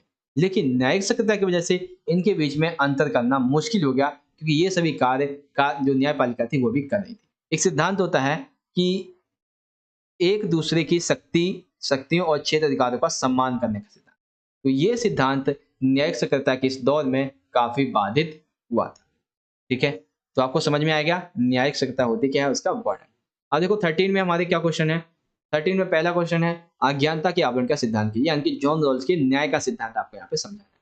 तो वो क्या न्याय का सिद्धांत है? ऑलरेडी आपको समझा दिया जा चुका है। और देखो सबसे आखिरी है न्याय के विभिन्न आयाम। तो आयाम भी हम देख चुके हैं। राजनीतिक न्याय क्या होता है, ठीक है? उसके बाद सामाजिक न्याय क्या होता है? आर्थिक न्याय क्या होता है? एंड देन जो विधिक न्याय है ये क्या होता है? तो इसको हम ऑलरेडी समझ चुके हैं। तो इस तरीके से आपको ये जो क्वेश्चन पेपर था वो यहाँ पे कंप्लीट हो जाता है। तो गाइस अभी तक मैंने आपको जितने भी यहाँ पे क्वेश्चन पेपर दिखाए हैं वो सभी क्वेश्चन पेपर आई होप आपको अच्छे तरीके से समझ में भी आए होंगे और जितने भी क्वेश्चन पेपर आपको मैंने यहाँ पे समझाए हैं उन सभी से बहुत सारे क्वेश्चन जो वो आप एग्जाम्स में आ सकते हैं। तो याद रखिएगा इन सभी क्वेश्चंस को आप अपने एग्जाम्स में पढ़ के जरूर जाइएगा, ठीक है? तो अब कुछ बातें कर लेते हैं अपने चैनल से संबंधित कुछ इंपॉर्टेंट प्लेलिस्ट के बारे में। आशा करता हूँ दोस्तों कि आज की जो हमारी वीडियो थी वो आपको बहुत अच्छी तरीके से समझ में आई होगी। अब आपको करना क्या है, सिंपल सा आपको इस तरीके से चैनल पे आना है और इस तरह से चैनल को सब्सक्राइब कर लेना है ताकि आने वाली वीडियोस आप तक पहुंच सकें। गाइस यहाँ पे देख सकते हैं आपकी क्लास लेवल से संबंधित बहुत सारी इंपॉर्टेंट वीडियोस चैनल पे अपलोडेड हैं। इन सभी को आप जरूर देखिएगा। और अब आपको क्या करना है, ये जो प्लेलिस्ट वाला सेक्शन है इस पे क्लिक करना है। जैसे ही आप इस पे क्लिक करेंगे तो आपके सामने कुछ इस तरह की बहुत सारी प्लेलिस्ट जो है वो ओपन हो जाएंगे। ठीक है, इनमें से जो इंपॉर्टेंट है वो मैं आपको यहाँ पे सबसे पहले समझाता हूँ। सबसे पहले बात करनी है आपके टोटल, अगर आपको और भी सैंपल पेपर देखने हैं तो ये प्लेलिस्ट है क्लास 11 की सैंपल पेपर टर्म 2 की 2021-22 की। अब इसमें देखो जो सैंपल पेपर्स हैं हम उनकी बात कर लेते हैं। तो यहाँ पे देख सकते हैं इंग्लिश के आपके दो चार चार सैंपल पेपर ऑलरेडी अपलोड है, अभी दो सैंपल पेपर आपके और आने वाले हैं। पॉलिटिकल की बात करें तो 4 आपके अपलोडेड हैं, एक और अभी और आने वाला है तो वो भी हमने आपको करवा दिया है। हिस्ट्री के आपके 3 से 4 सैंपल पेपर हैं। साथ ही साथ हिंदी के भी आप देख सकते हैं, और जो भी इंपॉर्टेंट सब्जेक्ट है, मेजर सब्जेक्ट ह्यूमैनिटीज के, उन सभी के जो सैंपल पेपर्स है वो ऑलरेडी चैनल पे अपलोडेड हैं। ठीक है, तो इन सभी वीडियोस को अगर आपने नहीं देखा है तो देखिए, ताकि इससे आपकी तैयारी और अच्छे से हो जाएगी। ये तो हो गया सैंपल पेपर की बात। अब आगे हम बात कर लेते हैं आपके जो इंपॉर्टेंट क्वेश्चन आंसर है चैप्टर वाइज। तो आपको क्या करना है, यहाँ पे नीचे आना है सीधा, और नीचे आने के बाद यहाँ पे आपको देखो दो प्लेलिस्ट सेक्शन मिलेंगे। एक तो चैप्टर वाइज एक्सप्लेनेशन, तो अगर आपको एक्सप्लेनेशन देखनी है और इंपॉर्टेंट क्वेश्चन देखने हैं, ठीक है, मान लीजिए आपको जो आपका पॉलिटिकल साइंस है उसके इंपॉर्टेंट क्वेश्चन देखने हैं, तो ये आपकी एक प्लेलिस्ट है। ठीक है, class 11 political science term two important question. जैसे चैप्टर 4 है, चैप्टर 4 के शॉर्ट लॉन्ग, चैप्टर 5 की शॉर्ट एंड लॉन्ग, चैप्टर 6 के शॉर्ट एंड लॉन्ग, इस तरीके से हर चैप्टर के दो दो वीडियो अपलोड है। साथ ही साथ इसमें कुछ एपिसोड वाले वीडियो हैं, जैसे आधे घंटे में हमने आपकी पूरी बुक्स कंप्लीट किया, फर्स्ट सेकंड, और 6 मार्क्स में आपकी फर्स्ट सेकंड बुक्स को इंपॉर्टेंट क्वेश्चन है। और भी इसे कि पूरे वीडियो में, एक ही वीडियो में पूरा का पूरा सिलेबस कंप्लीट कराया गया है। तो इन सभी वीडियोस को आप अच्छे से जरूर देखिएगा। साथ ही साथ आगे बात कर लेते हैं आपसे चैप्टर वाइज एक्सप्लेनेशन की। तो देख सकते हैं चैप्टर 5 है, 6 है, चैप्टर 4 है, 2, 3, 4, इस तरीके से सभी जो आपके चैप्टर्स हैं टर्म 2 के लिए, उनकी अच्छे से तैयारी यहाँ पे करवाई जा चुकी है। ठीक है, तो यही आपको बताना था, जो कि मैंने आपको यहाँ पे इजीली तरीके से सारी चीजें यहाँ पे समझा दी हैं। और भी अगर आप चाहें तो जो आपको और भी इंपॉर्टेंट आपको लगता है इस चैनल पे, वो आप इजीली पढ़ लीजिए, क्योंकि आप सभी को सारी की सारी चीजें बहुत अच्छे तरीके से समझ में आने वाली है। ठीक है, तो वीडियो अच्छी लगी हो तो लाइक करें, शेयर करें सभी दोस्तों के साथ, और चैनल को सब्सक्राइब कर लीजिएगा, जिस तरीके से ये इस तरीके से मैंने सब्सक्राइब कर दिया। ठीक है, सब्सक्राइब करने के बाद ऑल बेल पे सेट कर दिए, ताकि आने वाली वीडियोस आप तक पहुंच सके। मिलेंगे बच्चों आपसे अगली वीडियो में, तब तक के लिए आप पढ़ते रहें और अपना ख्याल भी रखिएगा। धन्यवाद। जय हिंद, वंदे मातरम।